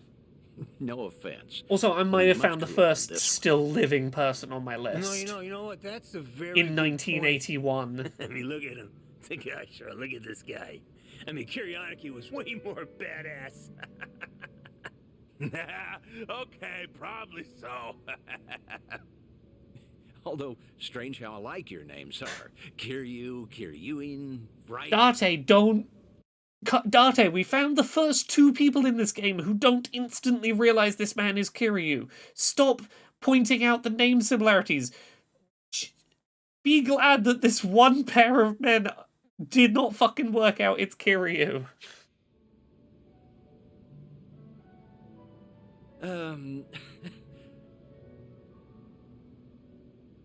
Both names sound tough, I'd say. Except Kazuma Kiryu. Whew! Man, that name's just on another level for us. From the moment we first met him, he redefined what the Yakuza meant. Yeah, he did that, did he? Yeah, he did that, did he? Now, what did he do for you? Was it even a change for the better, do you think? That's hard to say. Kiryu Aniki guided us through dark times.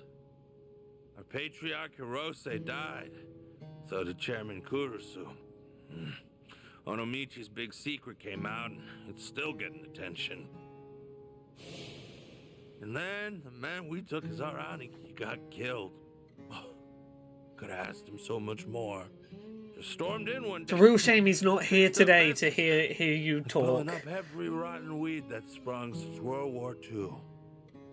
Now, the police say that Kazuma Kiryu took all the other mysteries with him to his grave. But that's gotta be a load of bull. They gotta know more than they're telling us. Plus, all the big shot politicians who got their asses saved by the cover-up. Those, Daidoji, what do you call them? Of course, they're the reason the Ome Alliance made us a direct subsidiary. I guess that the Hirose family came out all the better thanks to Kiryu Aniki at the end of the day. Nowadays, we got way more prestige. If only we could tell Kiryu that he had a positive impact on us, and we would like to know all the secrets he took to the grave with him. Oh, wouldn't you agree? But putting all that aside, there's something about the whole thing that still hurts. Yeah, you got that right. What is it, if I may ask? The Hirose family's down to just 3 proper members between Captain Nagumo and us. Our youngest officer was named Yuta. And he's off in Okinawa living his dream life. Good for him. But his Yakuza just feels like things are never gonna be as good as they were then. Kiryu Aniki inspired us to heights we never imagined ourselves in. Seriously, Kazuma Kiryu's final battle, and we were there to see it. Hiroshima woke up for one big, incredible moment. Then went back to being the same old sleepy town as it Kiryu, was. everyone loves Just you. You were a positive in empty and everyone's tired. lives. Helps knowing Patriarch Hirose would have wanted it that way. Plus, he got to spend his last minutes fighting Kazuma Kiryu with everything he had. Stop When he feeling like died, you're a burden, Kiryu. Everyone loves you. It looked like he was at peace. Yeah, I will never forget that. For the old man, part of it must have been finally not having to do Takeru Kurusu's dirty work anymore. Even still, he was... Oh, I see what you mean about Twitch's auto subs. Kiryu was carry you that last time. More and more, I've been getting into dumbass fights like that one. Just looking to cash my chips in. If you two hadn't stopped us, we might have died bleeding out in this cheap Oh hostess no, bar. you're just picking fights Now to feel the that's thrill the you did when Yakuza's Kiryu death. was around. It's a red stain on a tacky carpet. A long ways from home. How That's how the most hell did it Yakuza get this go out. bad without us even noticing? Between Hirose-san and Kiryu Aniki, all we talk about anymore is the ones we lost. Same old shit every day, over and over. They could see us right now. They'd be ashamed. And you know what? It was seeing Kiryuin-san fight just now that made me realize it. Say that again. Funny how little things like that can open your eyes. Oh, it's great seeing Kiryu fight just like Kiryu used to What's and going open on my now? eyes. You leaving? I'm still buying. No need to quit early. That's all right. We're headed home. Seiryu clan's been investigated by us enough, I'd say. Date Right really now, is just being all team I want therapist. Is to tell Captain Nagumo everything that happened here tonight. Oh, what will you say to him? That over in Jinsho, we finally met someone Kuryaniki might have seen something in. Now, Cap will never believe us, not in a million years. He'll say we're drunk and stupid. But I'm gonna tell him, even if it shouldn't have been possible, I saw what I saw tonight. Yeah, Date, you're trying to be subtle did not work. They have clocked on. Look, the boss will tell us we were drunk, but I know what I saw, and that was Kiryu. Date, you had him fooled, and then you just started telling them, hey, their name's so similar. So did I. Oh, well, that's great. All right, I won't keep you any longer. Look, if they've already That worked out your Let me say Kiryu, one last thing to you. bro. Kiryu, just give them a hug. The Seiryu clan's plot. All these Yakuza amassing underneath them. They can't be trusted. Hiroshima needs to stay as far out of this as it can. With respect and all, no shit, detective. That Ebun's a smooth-talking swindler, but the Yomei Alliance ain't dumb enough to fall for it. Hiroshima will steer clear of the conflict. Promise you that. Of course, Kiryu-san. Your advice is appreciated. We're bidding Yokohama farewell now, if that's all right. Okay. Nice meeting you. It's good to see you, Kiryu-san. At least they're playing along. They're like, look, Kiryu clearly doesn't want to admit that he's Kiryu for whatever his reasons are. It's good to see you, Maybe I'm though. crazy, but I get the feeling they might have figured you out. Oh, you don't say, Date. You don't say that pointing out that Kiryu and Kiryuin are quite similar names. Maybe they did. Sheesh. If your boys ended up in that brawl, it could have painted a target on the entire Yomei Alliance. And to avoid getting sucked into war, easiest thing would be to cut off the Hirose family and be done with it. Yeah. That said, it was reckless of you to jump in there. Don't come crying to me if you get busted. Do you think I'm blaming you? I'm very grateful. If not for your initiative, I never would have spoken to those two again. Back in Hiroshima, I made a mess of things, and I left without fixing them. I didn't deserve to know what happened next. But I was always curious. And I'm glad we did what we did. Glad you got to know Kiryu. Thanks for the drinks. I'll see you again. Till then. Oh, Kiryu. You just need some closure. That's all you need. Now, how far down the street do you think we can get before Date calls us again and tells us he's got more drink links for us to do? Do you think we can run as far as that dungeon that I've been trying to do for a while? Go do some combat for a bit before he phones us back, or is he gonna call us back before we make it there? Literally didn't make it to the end of the street. Dante here, Kiryu. Sure. Yeah, cool. Don't worry, Date. I'll come back. We got this.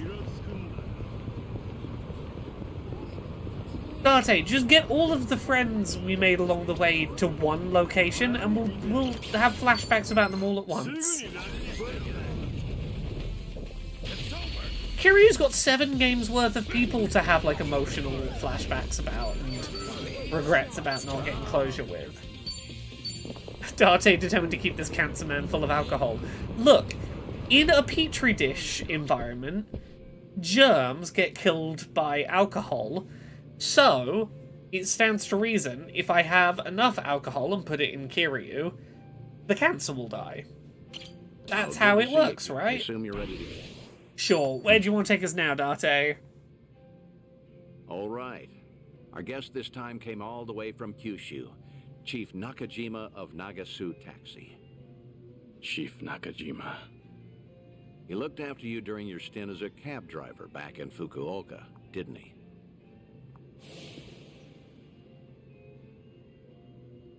Ah, our old taxi driver boss. Hey, what's up? You remember him, right? Don't tell me I wasted my time calling him here. You didn't. Besides, I wouldn't be that ungrateful. It's just... I never thought I'd see him again. This dungeon Chief sub-boss, Nakajima I hate to ask, did it work for them? Did they get drunk enough to dodge COVID? About the only civilian I spent a lot of time with. It didn't work. Okay, You tried I'm running not from your surprised. past It back shouldn't have then, worked. too, didn't you? Even went by the alias Taichi Suzuki and everything. Trouble always finds you somehow. In the past and even now. You said you called a chief here?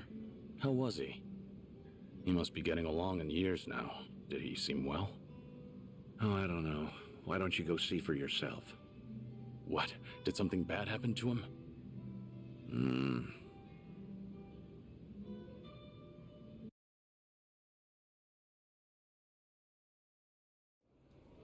Oh, good heavens, I can't drink that much.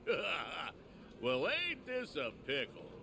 I love how Date's like his one and only plan he has for getting Kiryu in the vicinity of people from his past is get the person from Kiryu's past drunk and hope that they're too drunk to notice Kiryu is like 4 feet that way. And to be fair, if you're gonna have Kiryu 4 feet over there, getting someone drunk first, it's not a bad plan. Oh, come on. Or there are Mr. worse Chief, plans. Don't be shy. Today's a special treat, isn't it? Well, you ain't wrong there. Speaking of which, Date-san's not here yet. I wonder what's taking him. This ain't a scam, right? You're not gonna rip me off. Don't worry. Date-san gave me a rundown. That man's a real detective, you know. Date-san, what was with that ominous look earlier? Well, as you can see, he's doing great. Figured it'd make you appreciate the reunion more. Cab Company's not exactly doing well, but the chief does everything he can to keep it going. That's great. Glad to hear it. Thought so. Wait, Date-san, you've never met Chief Nakajima before, right? How did you even get him to come all the way here? Echo says, my elite espionage might have techniques abused never a bit of fail. my police Shitloads of authority. vodka. Told him that I wanted to ask him about his former employee, Taichi Suzuki. What?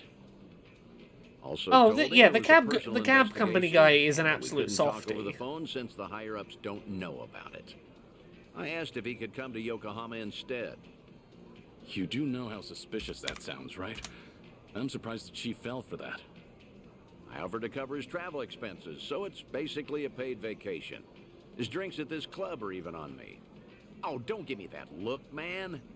What? I was just worried about you. You're always coming up with all these lies for me. I thought I told you this before. I'm only doing all this because I want to. Don't sweat it. 10 years ago, he told me himself to come back and work for him again, no matter what. He gave me a hand when I hit rock bottom, and I was never able to thank him for that. Got it.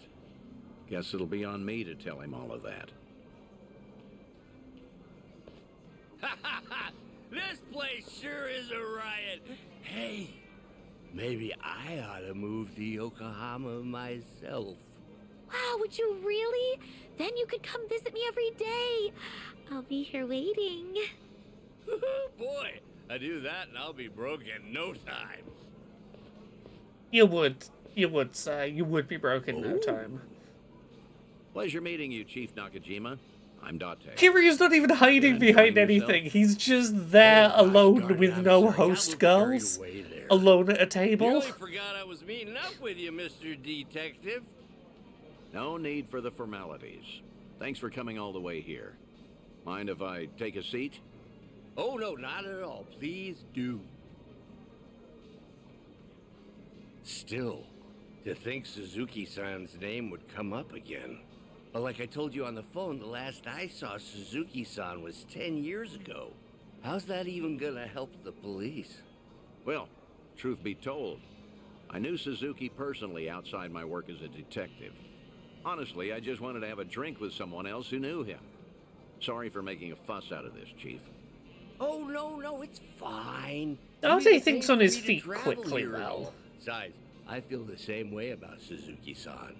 Wasn't one for words, but I could never forget him. This Just is that one of kind the fella, you know. Date So what happened? reminisce moments. Did I Suzuki-san really cause love this some one. kind of incident? He ain't getting arrested, is he? Huh? No, I'm not going to One of the arrest him. sweeter ones of these. See, Suzuki's been dead for a few years now. Huh? Come again? You ain't pulling my leg or nothing. You didn't know? No, not at all. I had no clue. So that's what happened to Suzuki-san? I can't believe my ears. He was always so serious, a real dedicated fella. Hey, something doesn't seem to be adding up here. Just double checking. You were aware that Taichi Suzuki was a fake name, right? A fake name? Nah, ain't no way. That doesn't sound right. No siree. Uh-huh. This guy is so sincere. I'm sure I told him that I was using a fake name and I was a Yakuza. Did he forget all about that? Okay then, why don't you settle down and hear me out? Taichi Suzuki was a fake name. His real name was Kazuma Kiryu, a Yakuza from the Tojo clan, known as the Dragon of doesn't sound Dojima. right to me. You're talking about the same Suzuki-san? It's gotta be a lie. Some big mistake. You ever consider that the Suzuki-san I know and the Suzuki-san you know are two different people? Fine then. So that's how you want to play. Then explain this. Take a good look at this photo. This guy looks real familiar, doesn't he? Perhaps you've seen this on TV before. You're looking at Kazuma Kiryu. Shortly after this footage aired, he was sent to prison, then lost his life in Hiroshima. Frankly, that don't sound like the Suzuki-san I know. What? Really? Incompetent Hero makes a really good point. Date, why do you need to explain this to him? He's maybe the only man that Kiryu could sit and have a face-to-face chat with who wouldn't think he was meant to be dead. But that being said, look, the read I have is he very clearly knows that Kiryu was he was using a fake name. He's not really Taichi Suzuki. He was a member of the Yakuza, but he's like, you came here to get a fresh start. You were a good worker for me. If you asked me to call you Taichi Suzuki, that's who you are to me. If you had a life before you came and worked for my taxi company, I don't need to fucking know about that. I think he's just 1000% committed to... he is who he was when he was with me. The person he presented himself to, I will take him as that. And no matter what anyone else says, that's not who I knew. And I really like that.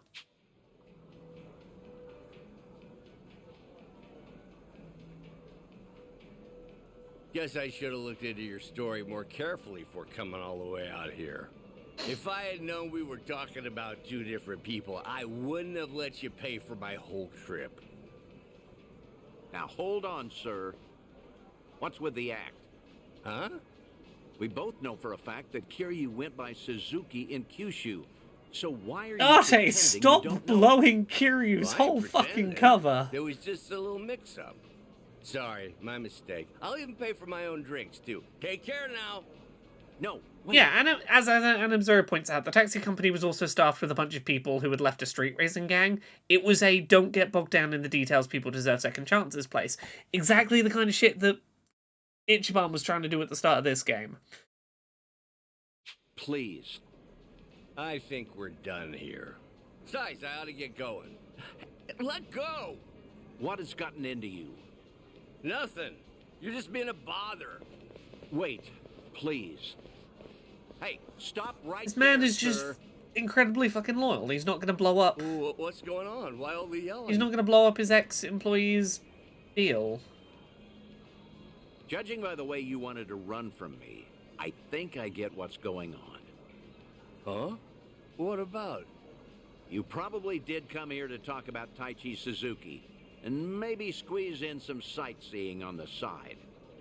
But with how you're acting, I'm guessing you saw this recently. Oh, that's,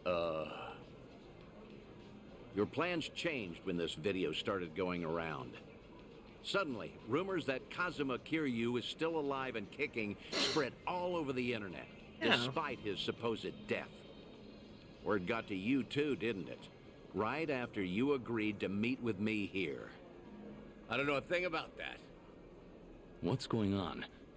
If Kazuma Kiryu really is alive and in hiding, then you wouldn't want to tip off the police. Even a minor detail about his past runs the risk of endangering him. Long story short, you don't want to sell your friend out to the police. But after coming all the way to Yokohama, it looked just as suspicious to cancel our meeting. You got a good read It all on him, makes sense Date. now. That's why you're trying to act like you don't know Kazuma Kiryu. You got the wrong idea. That's completely off. Even when clear evidence is right in You front of probably him, aren't too sure if I really am Kiryu's friend. you don't want In to that take the case, risk. It'd be best for you to say I've got the wrong guy. Keep mum and leave your seat. Chief Nakajima, this has all been one huge misunderstanding. Huh? Neither Tokyo PD nor the Fukuoka police knew that Kiryu had been employed at Nagasu Taxi. Have you ever gotten a call from the police asking after him? I only know he I'm worked there positive because you I was haven't, his friend. Because I'm the only one who knows about your connection to Kiryu. After all, I heard all of this from the man himself. In fact, he even told me about the first time you two met.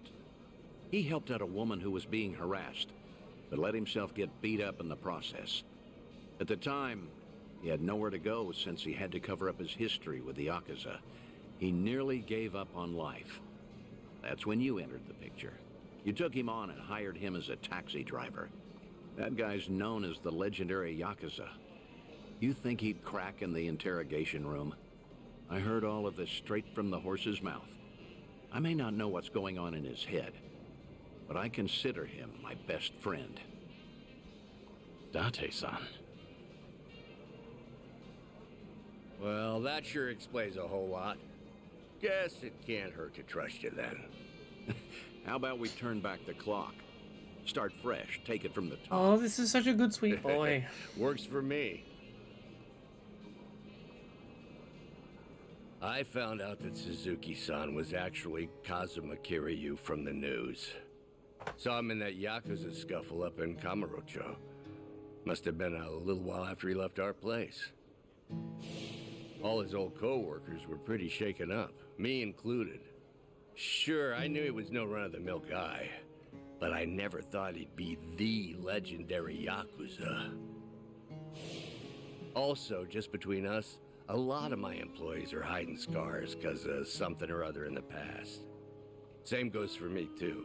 So I was never, ever gonna rat out Kiryu-san to the police. But the moment I told myself that, news got out about Kazuma Kiryu dying somewhere in Hiroshima. That must have been shocking. Of course it was. But now, what the heck even was that video? I can't make heads or tails of nothing. I mean, it sure did seem to be You know Kiryu something, alive. don't you, Date-san? That video you've seen, the VTuber video of Kiryu alive, he sure had real grey hair and was wearing a black button-up shirt. Kazuma Kiryu. Like a certain someone. Suzuki-san still alive? Please, Date-san. Well, I guess it wouldn't be right if I just lied to your face after unraveling all that, so I'm just gonna say no comment. No comment? That's not enough for you? You can read between the lines of a no comment. Great. I'm not gonna tell you a That's what I lie. need to hear. No comment. You know, you're a lot like Suzuki-san. No tact, no skill at lying, and a good man. This coming from you?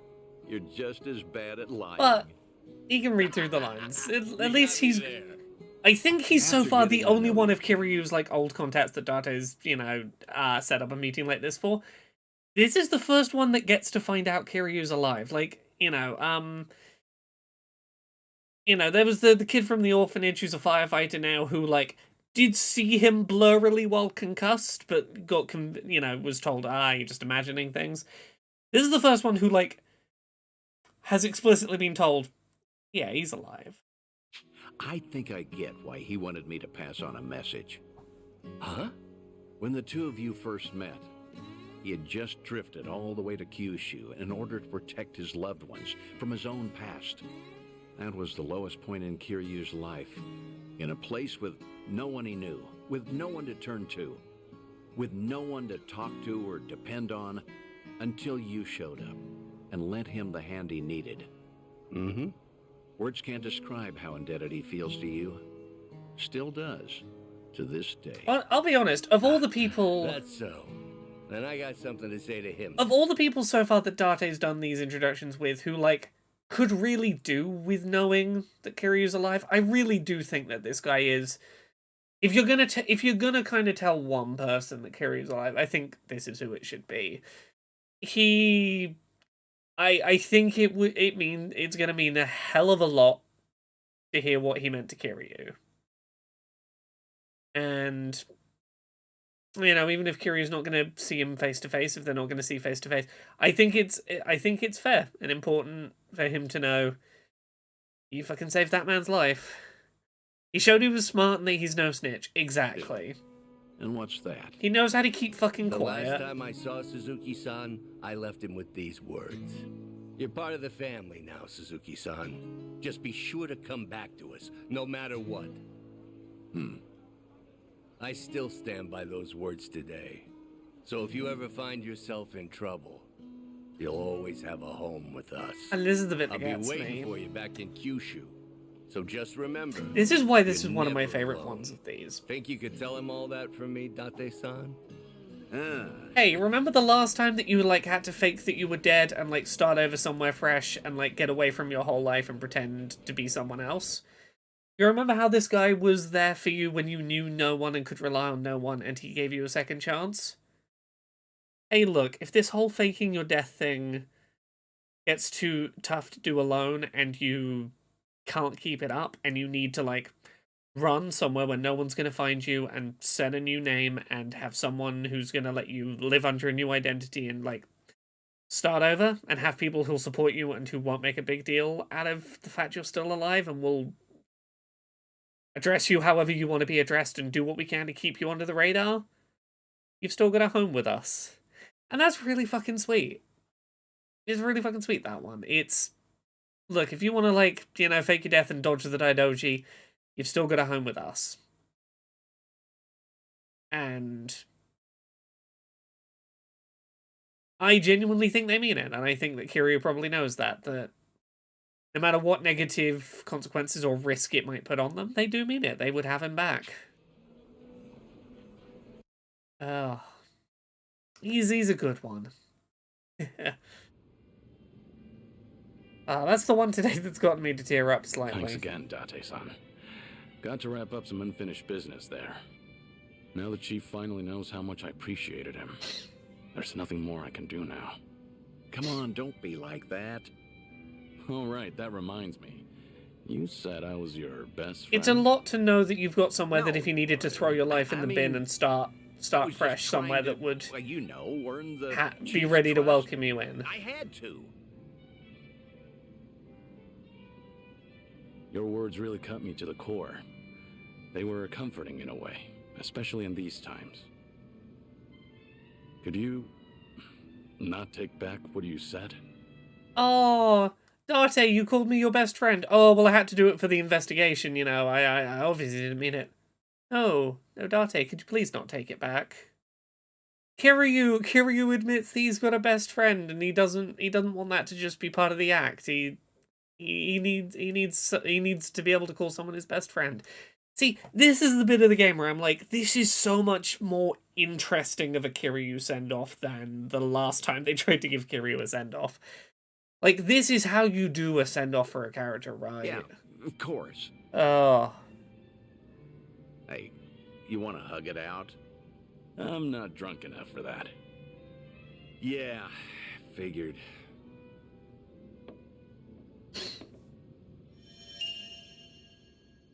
I think we've got 3 more of these memory flashbacks to do at some point. Now, can we make it to that dungeon? Or will Date call us yet again? How far can we get before we get another Date phone call?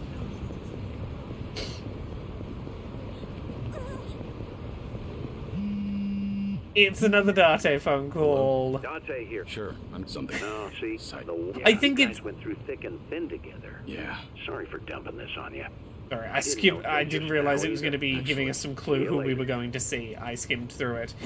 I think it's going to be all but the last one that we can do. The last one is the one where I'm going to need to run around town eating every meal at every restaurant over and over until it lets me do the final one. Yeah, Date recognized we were leaving the street and he's like, up. I don't want you getting so far away that you think I'm letting you leave. You can have a little walk, get some fresh air before I pour more booze into you, but, like, don't think I'm letting you leave. Date, just next time, just, like, tell me before I leave that you want to do another. Let me know up front. Oh, good to see you, Kiryu. I assume you're ready to go? Sure. I'm prepared. Let's go meet more people Great. from Kiryu's And past. let's get going. When was the last time you saw Sayama, anyway? When I moved to Okinawa, so that'd be A little over 15 years now. We first met in 2006. To think it's been 17 years. Kaoru Sayama, a former detective in the Osaka police, and the ace of Division 4, the Anti-Yakuza Task Force. We partnered together for a certain incident regarding the Tojo clan. And then... This was... Kiwami 2? As the bomb kept ticking down, I decided to spend the last moments of my life with this incredible woman. Yeah, they thought they were gonna die in a bomb explosion, so they made out of I haven't it. seen her for a while either, but nowhere near as long as that. Earlier, she said she's here on business. Asked me if I wanted to catch up and all. I'm something of a big shot at work, you know. What's with the big talk? Nobody else would listen to me brag. Well, it might have been 15 years, but Sayama's as sharp as ever. There's a chance she'll spot you at a distance, so we better play it safe. I don't know. There is also a chance she's forgotten all about me. You're hopeless. Here, take these. Wireless earphones and mic. We usually use them during investigations, but I'll loan these to you. That way, you can listen in on the conversation, and I'll be able to hear what you have to say. Yeah, this too. was, I believe, Come on, Kiryu's let's first get moving. on-screen kiss. Was with her. Their lives went in different directions, but could have been.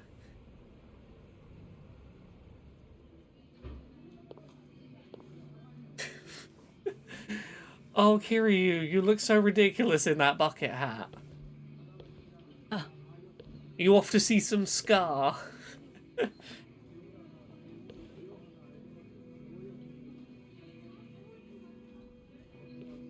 She hasn't changed one bit. You look busy, as usual. How long are you here for? I'll be leaving the day after tomorrow. How's Tomio-san doing? She's great. Mama's been manning the bar every night. I think she's doing even better than me. Glad to hear it. Best you spend time with family while you can. That's certainly true. But still, it's been a long time. About 6-7 years or so, right? The last time we spoke was when you called me about Kazuma's passing, I believe. Right. Sorry for dropping that bombshell back then. It's fine. I'm sure I would have heard about it sooner or later. After all, he was quite infamous among the police. No kidding. His name always popped up whenever something big happened. You got any guys that buy into the whole Kazuma Kiryu hidden mastermind conspiracy? We do, yes.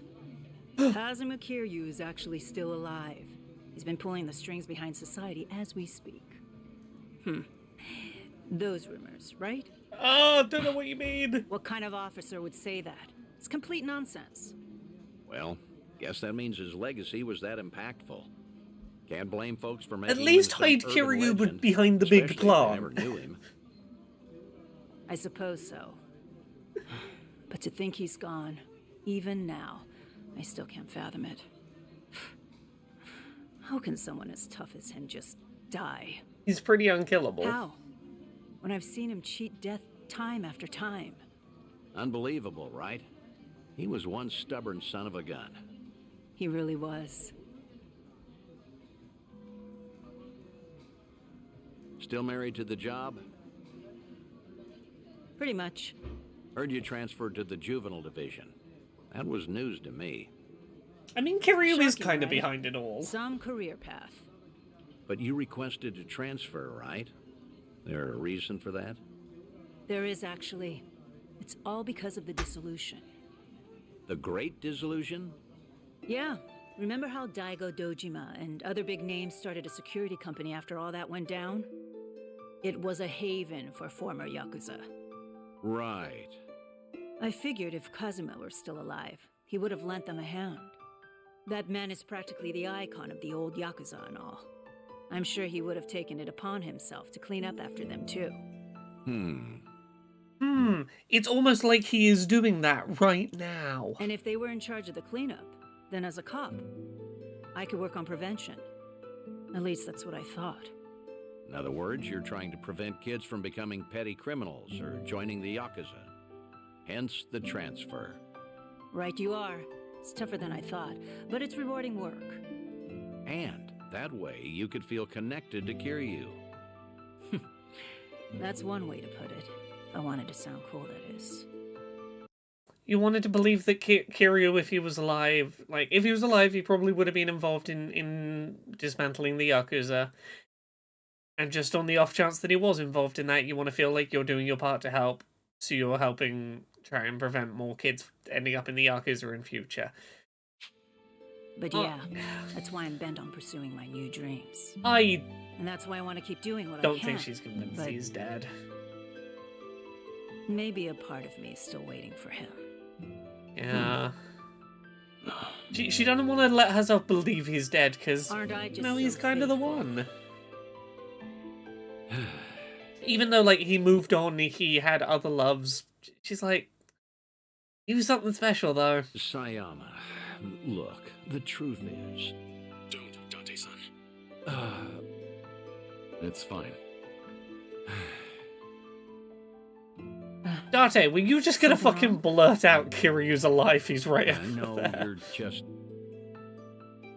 You're just way too good for him. Kiryu literally had to go, don't fucking tell her I'm alive, don't do it, Date, don't do it. Thanks for that, Date-san. Seems I was a luckier man than I thought. Seriously, you're telling me? You sure you don't want to tell her anything? I'm sure. As long as she's got a dream to chase. She's better off without me around. That's the hardest pill to swallow. But you know what, Kiryu? What? You should live how you want to. If there's a woman you love, you hold on to her. Never let go. I'm getting jealous just looking at you. I guess you'd know best, considering you've gone through a divorce before. What? Low blow, man. Sorry, it was just a joke. Thanks, Date-san. A real heartbreaker, aren't you? But I meant it. Yeah, every word. Just do what you want to do. You've got tons of folks on your side, supporting you. And don't you forget that. I won't.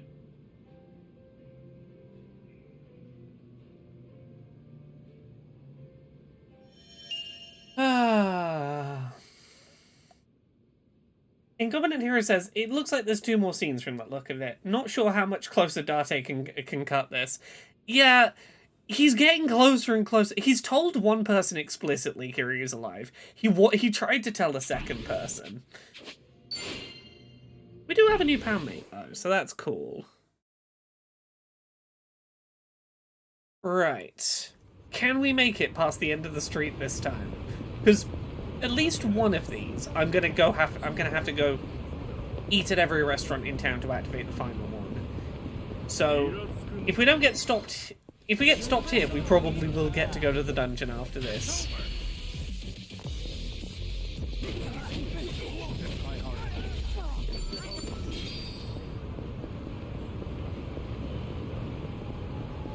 Okay.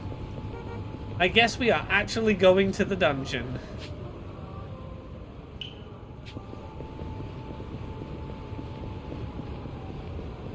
Unless we go and eat at every restaurant in town right now to unlock more Date quest. Because we could do that. We could go eat at every restaurant. Pretty sure he stops until the next chapter. You might be right. I know at some point I have to raise my stats high enough to do more of them. And that does require going and eating at basically everywhere in town. What a big place. That's a high school? Urban legends still a thing at schools? Ours had Hanako-san, the toilet ghost. Oh yeah, we had the piano that played itself at night in the music room. Hanako-san, the toilet ghost, is, if any of you have played Majora's Mask, and there's the hand that comes out the toilet looking for toilet paper, I believe that is based on the Japanese legend of the toilet ghost. Out of fashion by now. Not like when we were kids. Do you think we're the same generation? A while back, I heard about an anatomical model that roamed this school at night. Really? That's another common one, isn't it? Huh? Think it's because they're upright all day? Makes sense I'd want to move around. I never thought about it that way. What about the toilet ghost, Hanako-san, then? Yeah, I never knew why it was she's stuck in the toilet. Has she just got a nasty upset stomach or something? Well, shit. In that case, I'm more sympathetic than scared. Huh. Hanako-san. Maybe we've misjudged you. Goes to show you should always make. I know an there's a effort to few see toilet things from ghosts. another perspective. There's one that offers you 2 different colors of toilet paper. Whichever color you take, it kills you. You have to like deny both the toilet paper colors, or then it'll kill We don't you. put ourselves in other people's shoes much as kids. Guess There's a even few monsters toilet can teach ghost us some ones.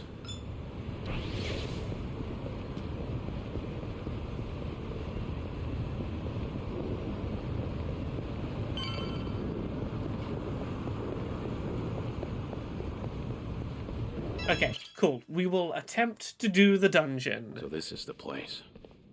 Yes, my fire island during is a shrine to the construction. toilet ghosts. I'm glad you Talk understand. about a waste of time. Each toilet has a Oh, different kind of toilet there's our ghost in man. it on Dondoko Utamaru. Island.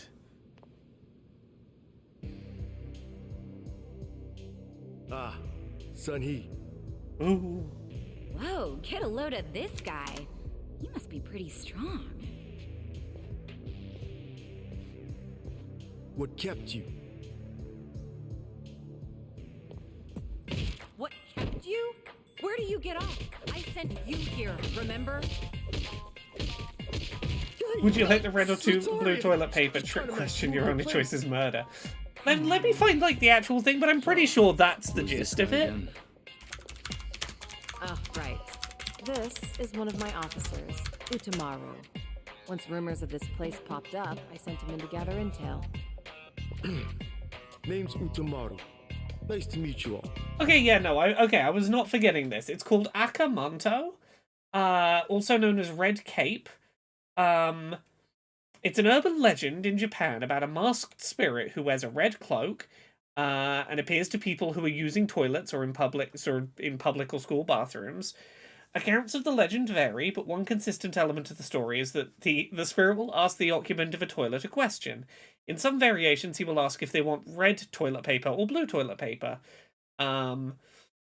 Choosing either option will result in the individual being killed, so the individual must ignore the spirit or reject both options and flee in order to survive. Yeah, so Echo, I was bang on the money. Would you like the red toilet paper or the blue toilet paper? Trick question, both of them are murder. Is the that is the urban legend. If someone in a red cloak offers you coloured toilet paper, you say no to both of them and you run the fuck away, or you just ignore them. I like the ignore them option, where they offer you the red and blue toilet paper, they manifest in your toilet stall, and you just continue wiping with the white and just like ignore the fact that there's a ghost going, go on, choose the red or the blue. I promise they're not murder. Well, how's it look? Did you get a beat on who's inside? It did. There's a Ignoring them is the fun lot. response. Big numbers. Yeah, you just lock eyes with This them isn't as you some finish street gang. taking the I nasty gathered shit. up both my own men and some local thugs. Told them to search high and low, but, well, no one's come back. Not one? You're saying they were taken out?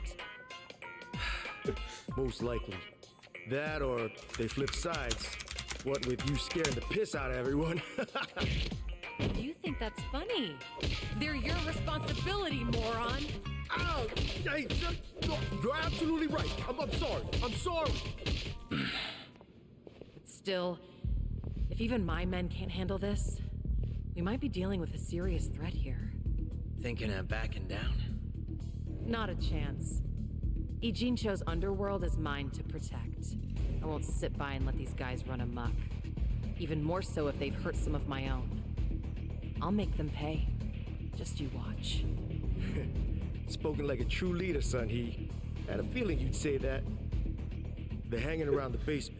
Wait, There's a lot of yeah, floors so I to was looking at murder, Hanako-san, the careful. toilet ghost that Namba mentioned. You're not coming and with yeah, us? it's one of the ones that's just a hand that comes out the toilet. You kidding me? The gist of it is you, in school, if you want to summon Hanako-san, you go to the 3rd floor, girls' bathroom, knock on the 3rd stall door and go, Hanako-san, are you there? And if you hear a response, like some sort of, yes, I'm here, you open the door, and you see a hand come out the toilet, and if you get too close, the hand will grab you and drag you to hell. That's the toilet ghost equivalent of like Bloody Mary, Bloody Mary, Bloody Mary. Oops, she crawled out the mirror. Is in there, Hanako-san. Cool. Don't let her gross toilet hand get you, or it should probably take you to hell, I would imagine. It's dangerous in there. This man is a punching bag, indeed. Right. Well, let's go. Might be holding the Coming Jewel fellas hostage. If we find any, let's help them out. Sounds good. They're probably pretty strong, too. No sense holding back. Naturally. Shall we, Sunny? Yeah.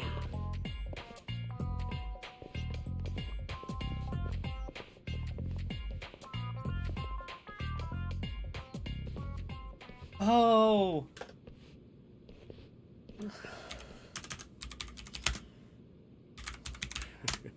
Have fun in there. I'm now remembering, I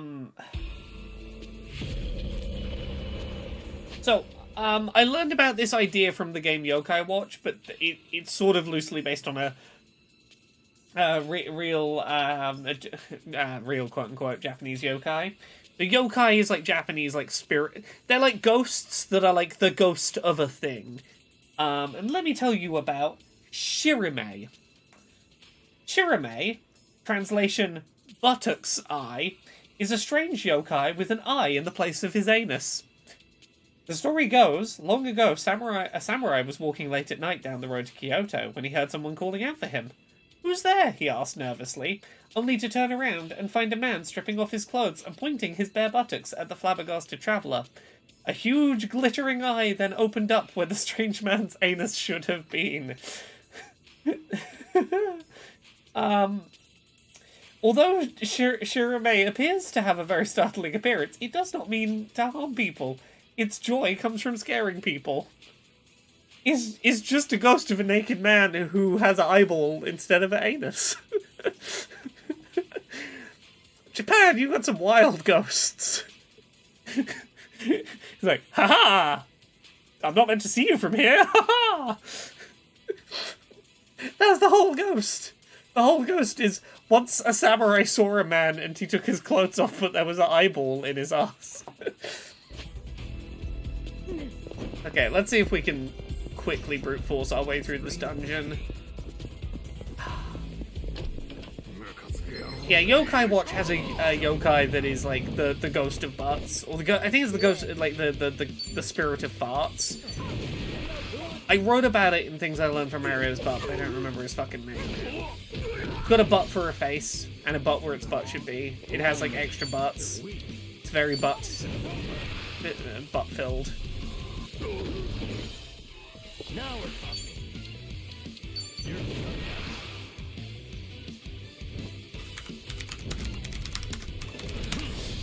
Oh, there it is. Cheek Squeak. That's the one. Cheek Squeak, the yokai that is the ghost of farts.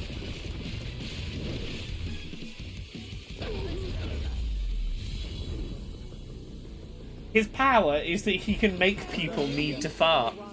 He can spray them with an orange gas and then they will need to do a fart.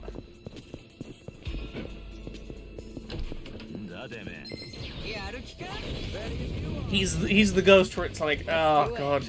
Oh, I've been visited by Cheek Squeak again. Oh. Oh yeah, we are gonna brute force through this pretty quickly. I suspect we can probably just basic melee attack a lot of these enemies and be fine. Reserve some MP. I agree, Incompetent Hero. It would probably be similarly startling, even if not for the eyeball. I think there's something over there. Like the ghost of the man who shows you his anus would be a suitably scary ghost already. I think I'd be more confused if I was like, that's. I would assume that you'd popped a googly eye there. I feel like that would be my default.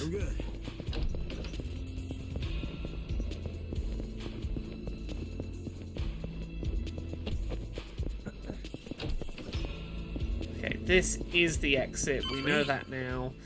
So I can backtrack. Let me through. I need to check all the rooms in case there's someone that needs rescuing.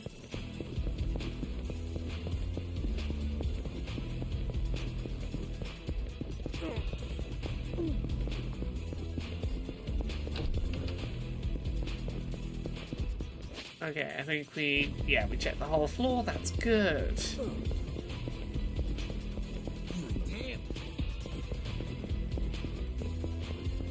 I know how to traverse this place. I'm paying attention.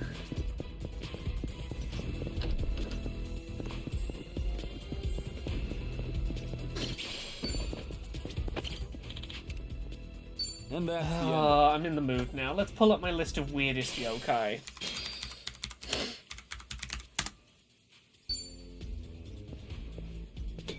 Let's find out about some weird Japanese ghosts. There's Seto Taisho, the crockery general. This tiny soldier is made up of discarded bits of broken plates, bottles, and jars. He wields needles and any other pointed objects he can find to terrorize the kitchen staff and cause as much chaos as he can. If you drop too many plates and things in like a restaurant kitchen, ooh. If there's enough bits of broken plate and mug in your house, they might turn into a little army general who will try and poke you with little sticks for being too careless with your cutlery and crockery.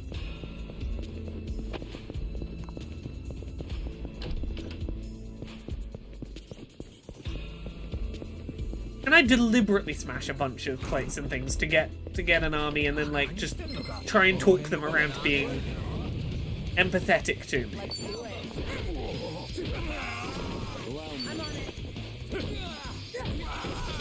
What else have we got on the list? Oh, we have Chimmy, mountain spirit. They're usually a sort of a human face on an animal body. They want to trick you into walking off into the mountains to kill you and eat you.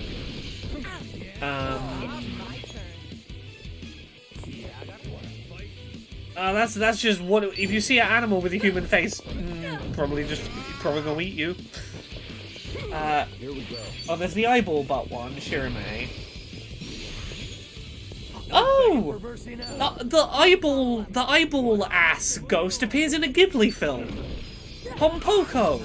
In the Ghibli film Pompoko, you can see the ghost that's a man with an eyeball where his anus should be. I'm looking at a Ghibli illustration of the eyeball, the ass eyeball ghost. Hi Valentine, we're learning about yokai, Japanese ghosts. This is the Ghibli film in which you can see the eyeball ass ghost. And the appropriately startled response. Yeah, you know, if Ghibli have drawn it, you know it's high art.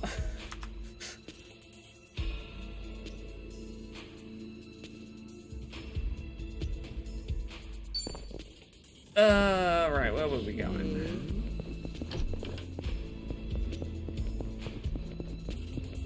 Let me some good weird yokai. They might need a hand. Okay, yeah, we're gonna rescue someone. There's Nikusi, the meat sucker. A ghost of an attractive young woman who approaches men walking alone at night, asking to borrow their light from a lantern in the stories, but maybe the light on your phone. When she gets close enough, she snuffs out the light and bites the victim, draining all the meat from their body, leaving just a saggy pile of skin and bones behind. Ooh. Something wrong? You're gonna suck out all your goop.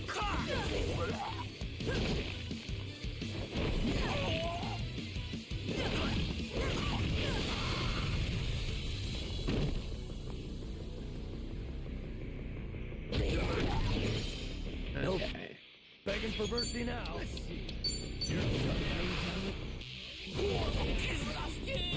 Here we go. Ooh, 10 million yen. No. We're not going to splurge for a 10 million yen summon yet, not until we got much better money. Allow me.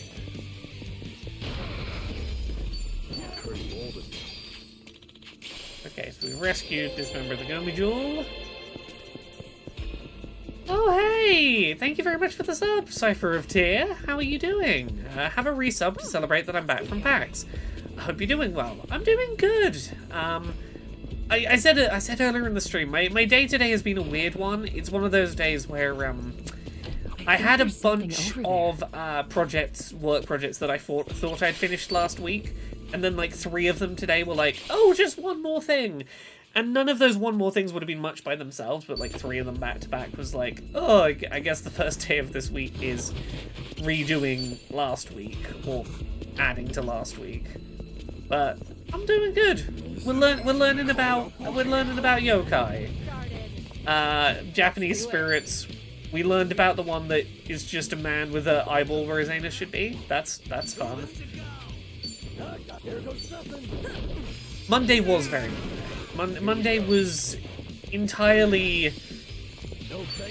You thought you were going to get on with new projects. Oops, no, old projects still want your attention.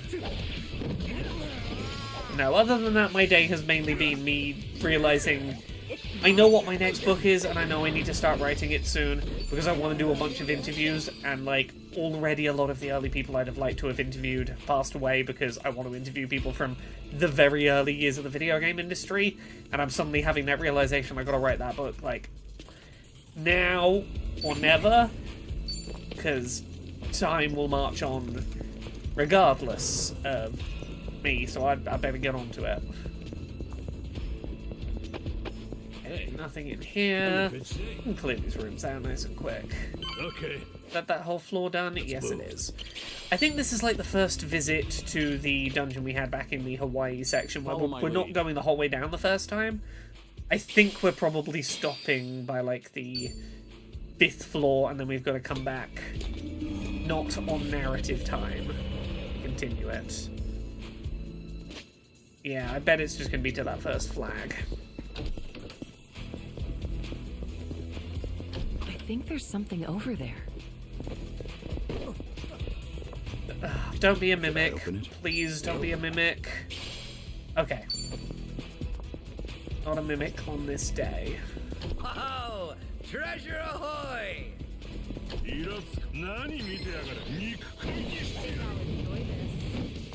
Let's do it. Yeah, so other than that, I think some stuff I can tell folks I've got coming up. I've got like a 35-minute video chatting with Arevia that'll be going up in a couple of weeks about thoughts on the PlayStation Access Controller now it's been out a couple of months, and like review impressions compared to after a few months of use impressions. I'm looking forward to popping that up. I think Monday next week we might be putting it up. So like this time next week that should be up, which would be nice. Always nice to have an excuse to chat with Arevia on stuff. Incompetent Hero, what flagged auto mod? Okay, I will allow your message through. Incompetent Hero. The phrase "big wood" got your message flagged because apparently that's sex-based terms. There's a yokai I don't remember the name of that's just a big wood pillar that was installed facing the opposite direction that it was facing as a tree, so it makes noises, shakes, may burn the building down. Well, that's very rude of them to turn the big wood around. Oh, Automod, we love you and your overly cautious censoring of what might be a vague euphemism.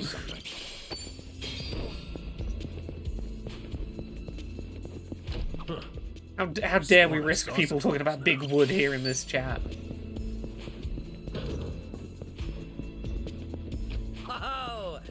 I think that is a new weapon for Zhao.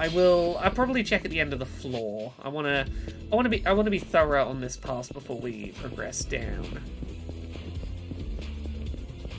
And then if I stop to mess around in menus, I will forget where I have and have not been on this pass yet.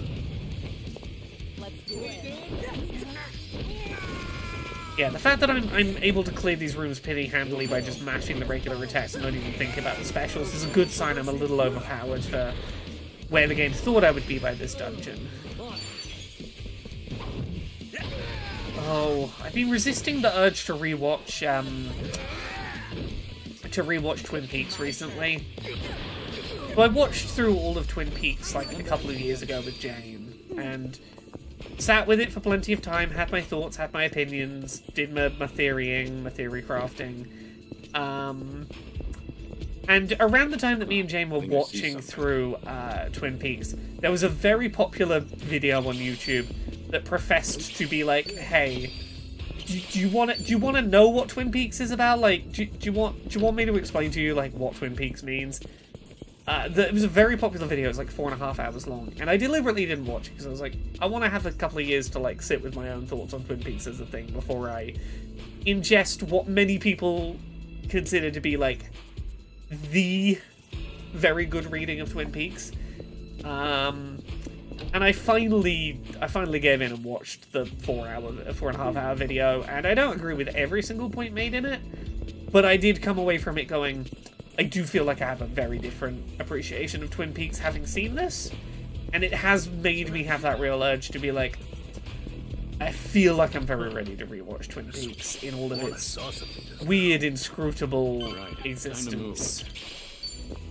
Right, let's have a look. Was that a new weapon for Zhao? Probably.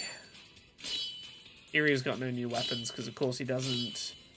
Assassin's Needles, Artisan's Saber. Okay, yeah, we're probably good on everyone's weapons for now. And that's the end of it. Yeah, a lot of... If you've seen that one big 4.5 hour Twin Peaks video, which a lot of people who enjoy Twin Peaks have seen, a lot of its conclusions are things I'd been circling around as thoughts anyway, but it was very useful to see like a lot of the interview quotes that I never would have naturally come across to go, yeah, it does seem clear that David Lynch had some sense of what he was trying to do with that show. By the time Twin Peaks The Return came around, that really was a show where you could feel that the show's creator actively resented that people had demanded it come back. Follow my lead. Ooh, Kiryu, break out of turn-based combat, let's go. Real-time combat, this man. Honestly, Kiryu's ability to break out of the turn-based combat system and just do real-time combat for a moment is one of my favorite ideas this game has. It's such a... It's such a Kiryu idea. My only disappointment with Kiryu getting this ability is that he gets it so late in the game. Because there's a place in the game where I think it would have made more narrative sense. So, let's rewind slightly. At the start of this game, when we're in Hawaii with Ichiban and Kiryu does not see the JRPG shit going on, because he is not the protagonist of the adventuring party.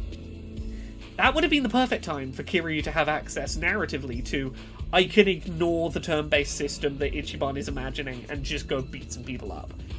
And, like, I know mechanically this would not be satisfying, but narratively it would be really rewarding if he lost that ability when he starts seeing the turn-based shit going on around him because he's now the party leader. Because, like, when you think about it critically, it doesn't necessarily make sense that the one time in this game where Kiryu can break out of the turn-based system is after he's started seeing the world through the lens of the RPG protagonist.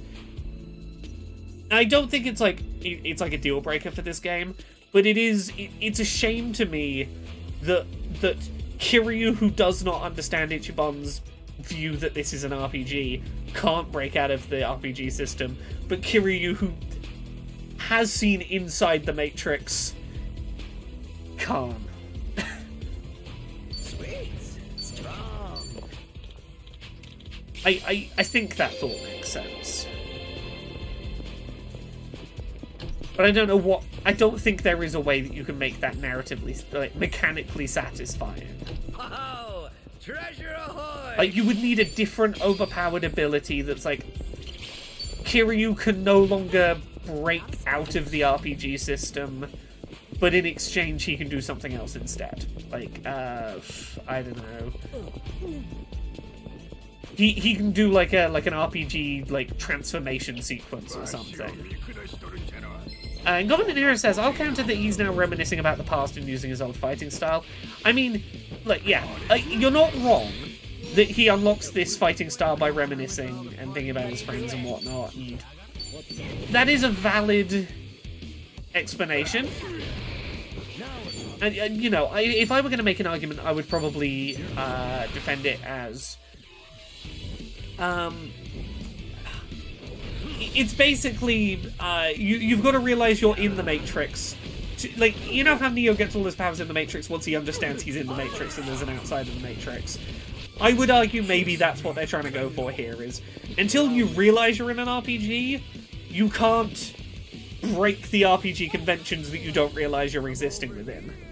You have to know you're in the RPG to be able to conceptualize, I'm breaking free of the RPG. Because, like, I think what is actually happening in reality is Kiryu's, like, emotionally removing his limiters and, like, you know, whatever. But he has to conceptualize it as, I'm breaking free of the bonds of the RPG.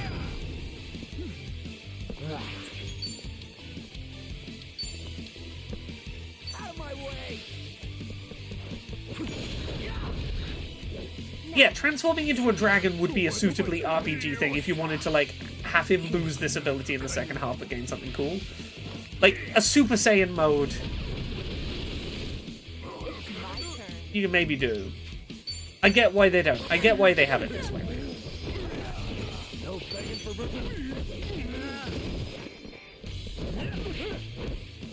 Here we go.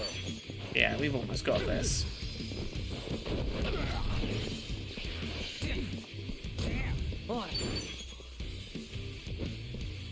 That's his RPG transformation. He takes his shirt off, not in a boss fight.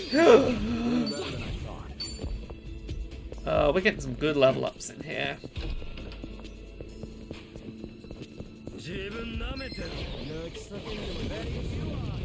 But yeah, I think they made the right call by doing it this way, but this is... Look, I'm on my second 100-hour playthrough of this game this year. Like, I made the fucking Sujimon rap. If there's anyone thinking a little too hard about this game at this point, it's me, and I reserve the right to get real nitty-gritty about, like, ooh, there's a plot inconsistency, here's how I would have done it. You know. I feel like I've earned the right to be like this about this game. After creating literal parody songs about the Pokemon minigame in it. It's from a place of love. Okay, let's move.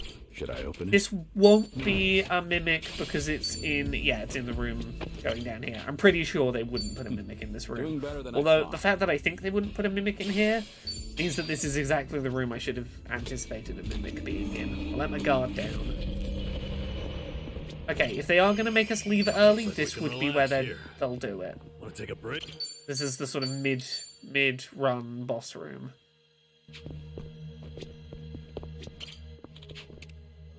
I was very proud when Yakuza fan pages and like fan social media accounts started sharing the Sujimon rap. I felt very proud when like Yakuza mega fans were sharing my stupid little video. I was like, yeah, did it.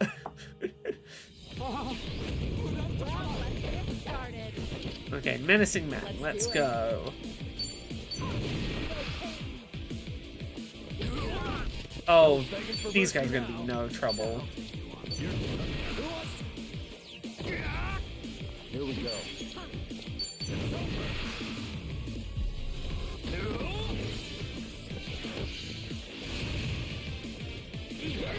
Oh, you're calling him back up. Oh, Mega Nugget Messiah! You're one of the Sujimon! I had to truncate your name to Mega Nugget because I couldn't fit Mega Nugget Messiah into a, like, 3-syllable gap to fill the Pokerap pacing. Mega Nugget Messiah was one of those ones where just... No matter where I tried, there was nowhere in the Suji rap where that full name would fit. I tried to give full names of Sujimon where I could, but Mega Nugget was a step too far.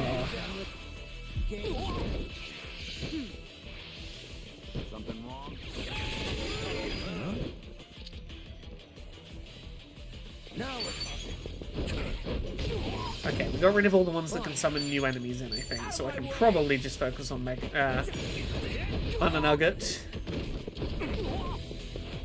Let's do it.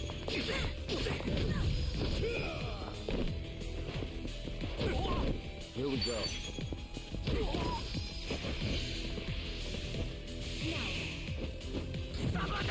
No begging for mercy now. Learning more every day. Down you go, Business Rooster. Oh, I think I just learnt that move everyone wanted Kiryu to learn. No, it's Ichiban's that everyone wanted to learn a move. Okay, we are doing the full dungeon on this on the first visit. Sure, yeah. Let's do the full dungeon while we're here. Why not?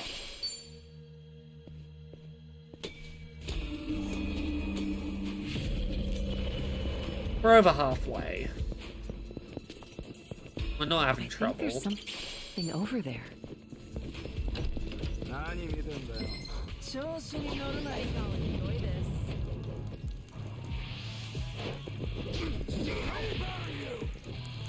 It's my turn. Here. Oh, good. Here we go. No, I need to set auto battle to like not use items. Just melee. Just melee mash against them if I put you on auto. Why I don't use the auto battle.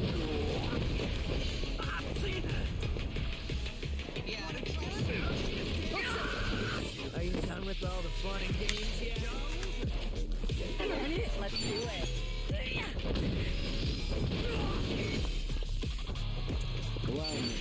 Ooh, interesting thing that's floating about. Some images and footage surfaced today of a Fall Guys, a Sonic the Hedgehog Fall Guys knockoff. It looks kind of fun in what I've seen floating around there. It does 100% look like it is just we put Sonic in Fall Guys. I like Fall Guys. I won't complain about more people making other Fall Guyses.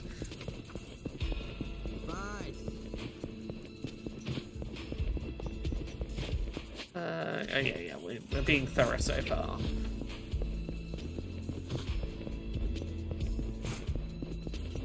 They might need. Here we go. There's another one of the ones we need to help.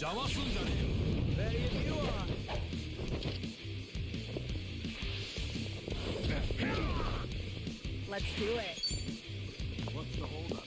Alright, let's finish it. Together. Simba says, Epic Games seem to be moving a lot of Fall Guys assets to Fortnite while the devs say the game support will continue. I don't doubt the game support will continue, but also, you're not wrong, they are moving a lot of... They're moving a lot of assets from everything they do into Fortnite. I think it's fair to say Fortnite is becoming the vehicle for the properties that Epic owns.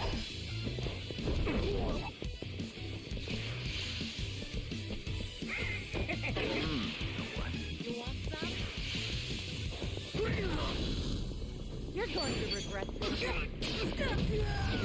Oh, good. No begging for mercy now. Fortnite is trying to become the everything game, and look, if any game was going to become the everything game, Fortnite's probably in the best position to do it. They've got Guitar Hero / Rock Band in there because they have literally the people who made those games making those games to go into Fortnite. They have the literal people who made those things originally making the versions in Fortnite.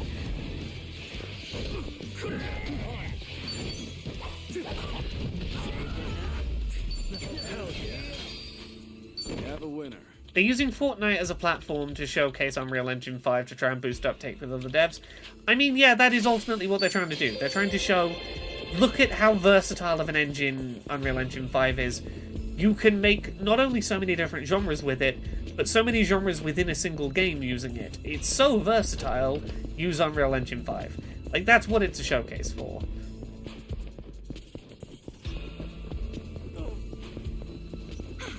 Good warm-up. Yeah, it's an IP marketing vehicle and a showcase for what their engine can do. Huh. I sworn I saw something just now. Yeah, this is an engine with which you can make a big live service title.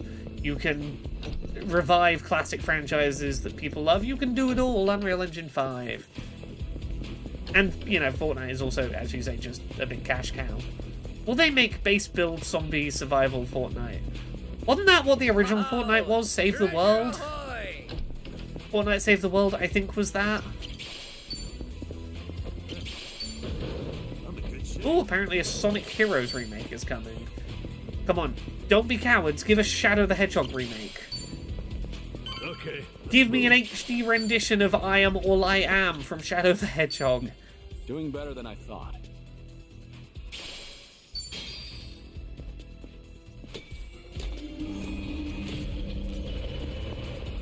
Anim Zero, everything I hear is that Epic support sucks, but that doesn't change the fact that Epic is trying their damnedest to change the image of the engine through one big successful project.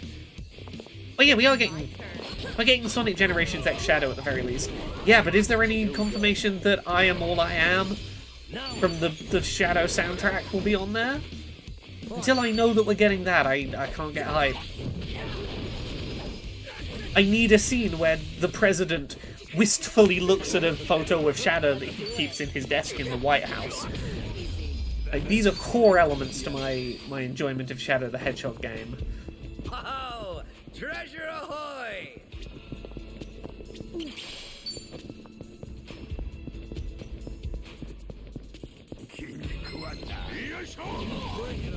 Will they make Shadow kiss a human? I hope so. Have Shadow try and one-up Sonic. Be like, Sonic, I saw that you kissed a human in one of your games. Well, I'm going to outdo you. I'm going to kiss 2 human women in my game. And a human man. Enjoy. I will kiss all the humans in my game. Because I am better than you, Sonic. Let's do it. Sonic will kiss an actual hedgehog. You know what? I'll say it here, and you can clip this Twitch clip. I will give you $20 if Shadow kisses an actual hedgehog in Sonic Generations X Shadow. Time to shut it down. You can clip this. I will pay up. You've got an opportunity to win some money off me. Should Shadow the Hedgehog I think I see something. happen to kiss an actual hedgehog.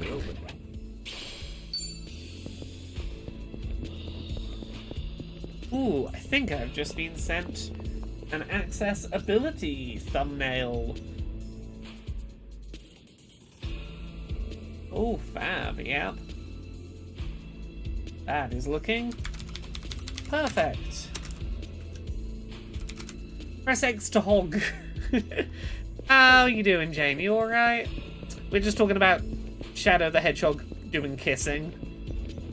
You know, normal stuff to talk about on stream for normal people.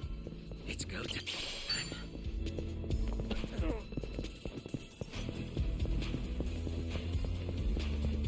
I don't think Sega would allow that. What? You reckon that Sega would allow Sonic to kiss a human, but wouldn't allow Shadow to kiss a hedgehog? I think there's something. Do you think that would be a bridge too far for Sega?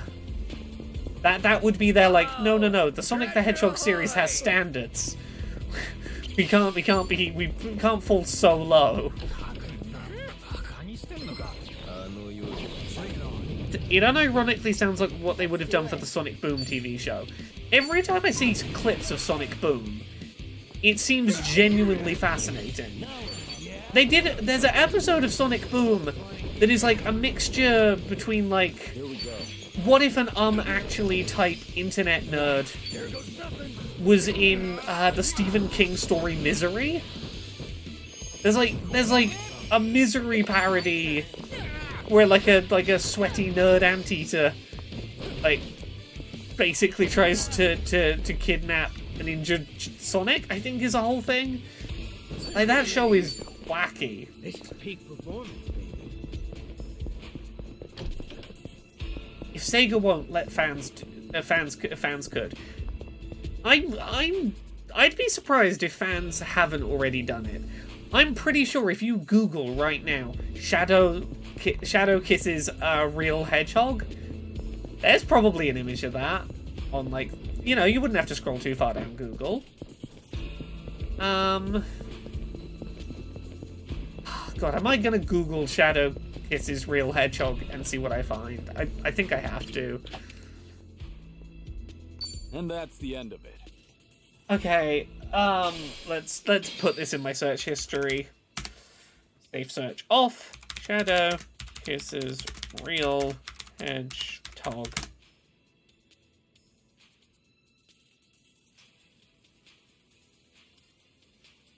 Surprisingly, not seeing any art of Shadow kissing a real hedgehog.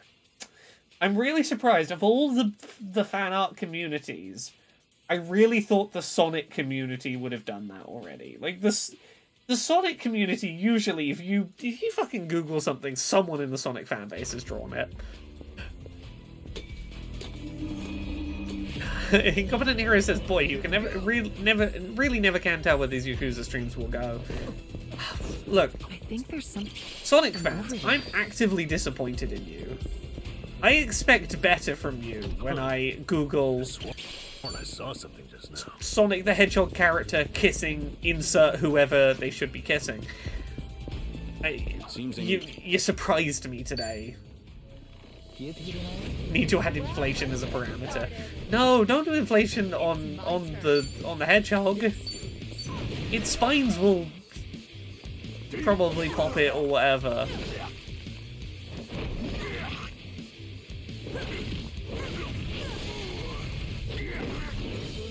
No begging for mercy now. Yeah, give him hell. Right, double the trouble, double the flame. I won't hold back. Come over here. Who wants to go?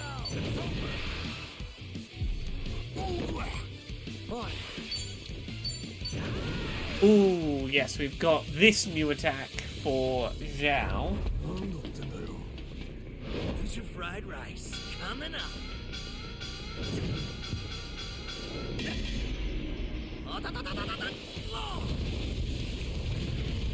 It's all about the flame. Just a pinch of salt. Go Zhao! Enjoy a while, huh? This game's animations are so gorgeous.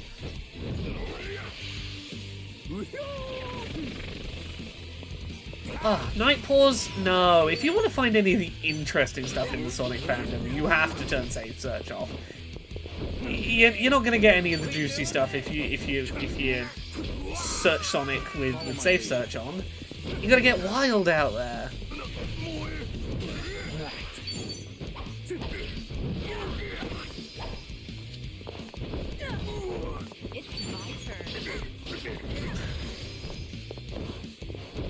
Safe Search is for cowards, Echo. I'm glad you agree.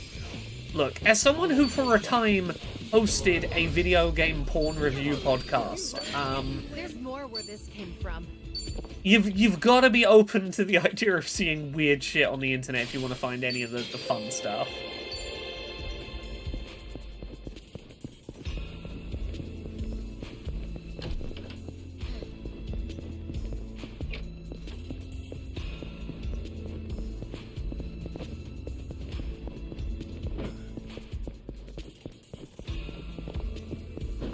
God, the number of stories I have of game developers who listened to the episodes of that show where we were discussing porn of their games.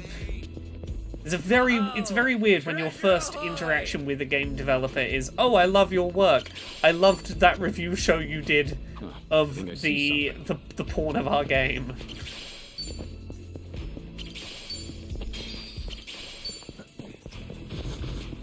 Like, legitimately, I've had work opportunities that came about because someone on a dev team enjoyed me reviewing weird fan porn of their game. And that was where a professional conversation began. Let's do it. Essence of Wicked Web. Let's watch this one. I want to move reasonably quickly through this dungeon, because it's coming up on midnight, and I would like to get to sleep at a reasonable time tonight.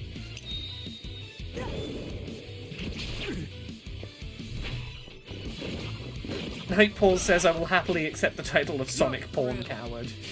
That's fair. It's not for everyone.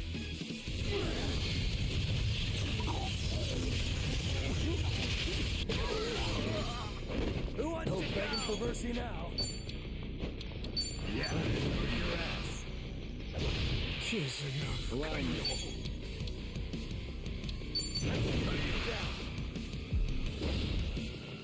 on.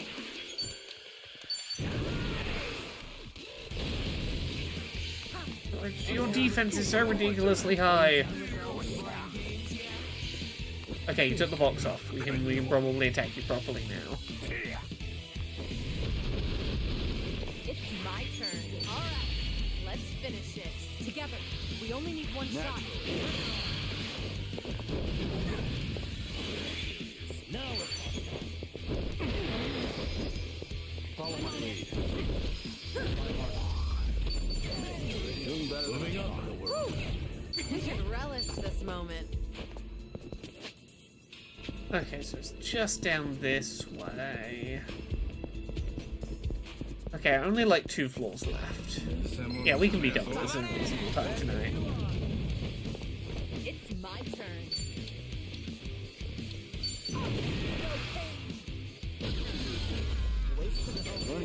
Literally a single attack in that whole room got wiped. Oh, that's beautiful. Hey. Okay, let's move. Okay, the final actual floor. Follow my lead. And then it'll be the boss floor. Okay, yeah, we're real close. This is the last floor that needs actually exploring. Huh, I think I see something.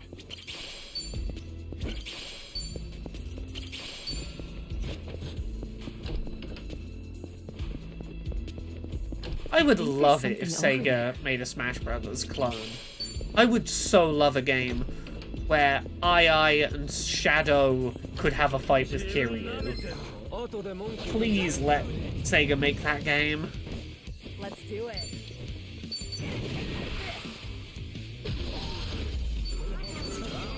Pretty bold of you. Sionhee, you are absolutely the MVP right now. You are doing the legwork, putting the work in. Right. That's the exit. Okay, so we can backtrack and see if we've left anyone behind. You could put Billy Hatcher and the Giant Egg in there. You could have Majima from the Yakuza games fighting against Billy Hatcher of GameCube Classic Billy Hatcher and the Giant Egg. Tell me that wouldn't be a million-seller best hit. It's my turn. You're weak.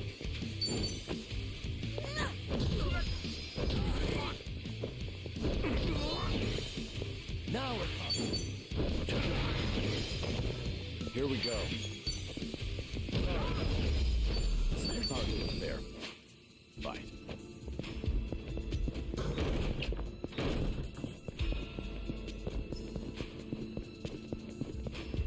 We've not cleared this floor quite yet. Up this way.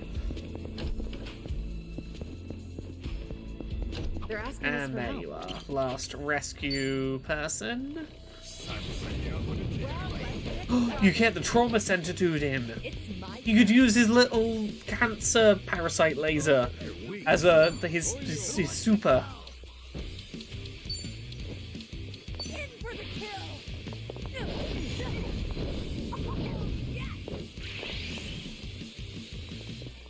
Allow me. Essence of Dragon God. I don't think we've seen Kiryu do this yet. Time to shut it down. Feel the heat.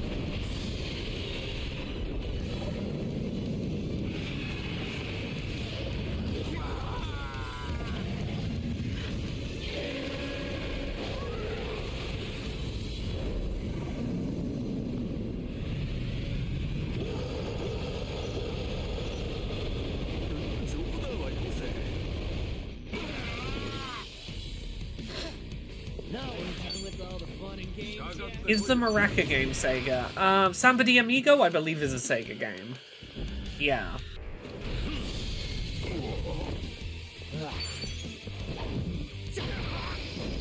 My favorite thought about a company like Sega doing a fighting game is I imagine if Sega made a Smash clone, they would probably go, hey Nintendo, we let you have a couple of Sega characters for Smash Brothers. Do you want to return the favor and let us have some of your characters for our game? So I'm loving the idea of like Samus showing up to fight Kiryu in Sega All-Star Brawl.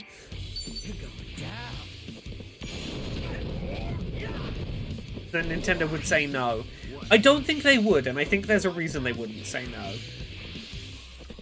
Sakurai doesn't want to make Smash Brothers games anymore, and I think Nintendo is terrified of trying to make an original Smash Brothers game without Sakurai, but specifically, I think they're terrified of trying to re-up the licenses for all those DLC characters. They made Ultimate, and I don't think they can make a game like that again. My secret theory is that we're going to get ports of Ultimate to future consoles, and because it's Ultimate, it's still Ultimate, it's just a port. They'll still have the rights to put those characters in. So it's going to be a lot of like, here's Ultimate for Switch 2 with new DLC characters or whatever.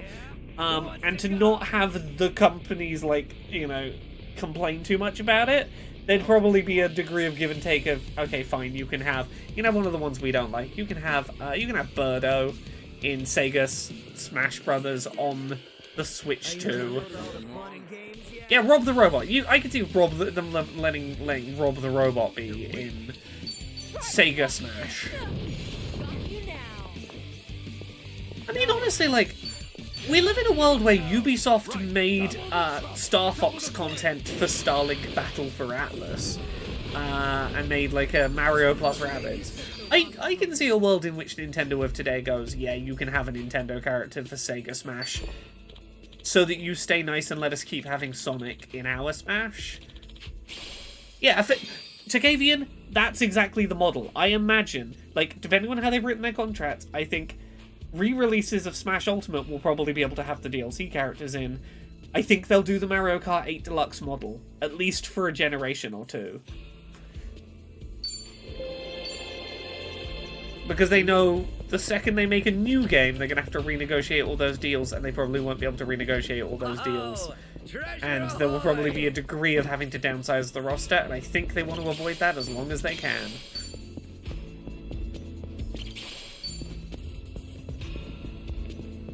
Honestly, I would fucking love to see Mr. Game & Watch fighting Tails.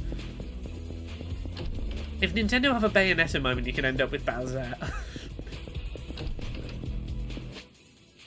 Honestly, I could see Nintendo letting them have Bayonetta for a crossover fighter. A character they own, but who isn't like a Nintendo character, quote unquote. Should I open it? Let them have Waluigi in Sega Smash. And that's the end of it. Yeah, the Mario Kart 8 Deluxe model also ended up being, we'll release a new game's worth of content over the next, like, 4 years. Yeah, right? You can totally see how doing that with Smash Ultimate would be a really good way to get around. We're not going to be able to negotiate the use of these characters again, probably for a new Smash, but we can probably get away with using them in a next gen HD patch port.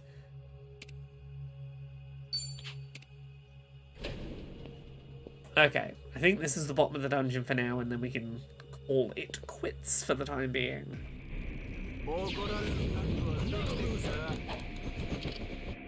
Let's do it. Let's do it. I'm over here. Okay, do your big web. Also, it's got good area of effect attacks. Hit you with a big one. For a game that came out in 2014 to get DLC on the next-gen console in 2023 was pretty impressive. Right?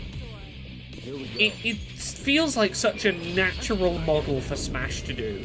To avoid throwing away all the work they've already done and to just to just spend some time layering new stuff onto it a few years later when people are feeling fresh about it again.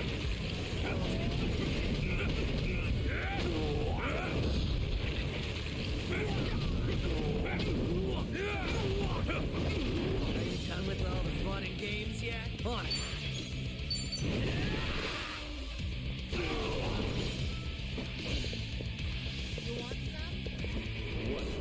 I really enjoy watching I enjoy watching like compilations of reactions to Smash reveals. There is some genuine like enthusiasm in that corner of YouTube reaction content. My favorite is if you watch any big YouTuber's like reaction video to the Sora as the final Smash Fighter trailer.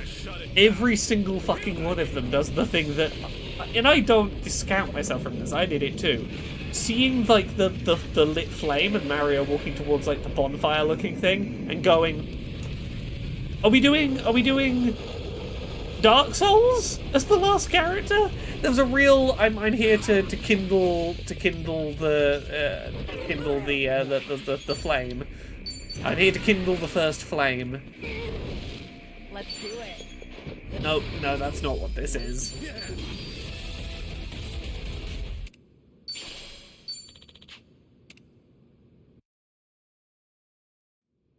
There we go, we did the dungeon.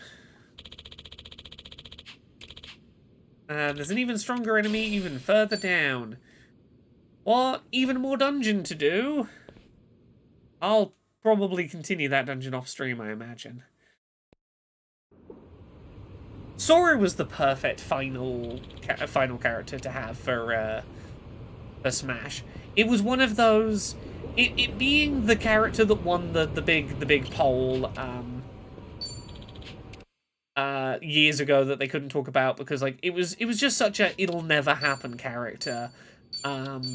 Such a fucking rights nightmare to make it happen. Like, you notice none of the Disney characters make it in Sora's, like, art or Final Smashes or anything. But, like, the fact they made it happen, that they made, like, the top voted character from that Smash Characters Request poll actually get into the game, despite the legal nightmare, it felt special. Right, let's wrap up here for today. I'm going to go raid over to the lovely Comrade Zimmerman, who is streaming Balatro, the definitely not poker card game that I am absolutely super into. So I'll go raid over to Comrade in a second. I hope you all have a good rest of your day. I'll be back on Wednesday streaming more of this.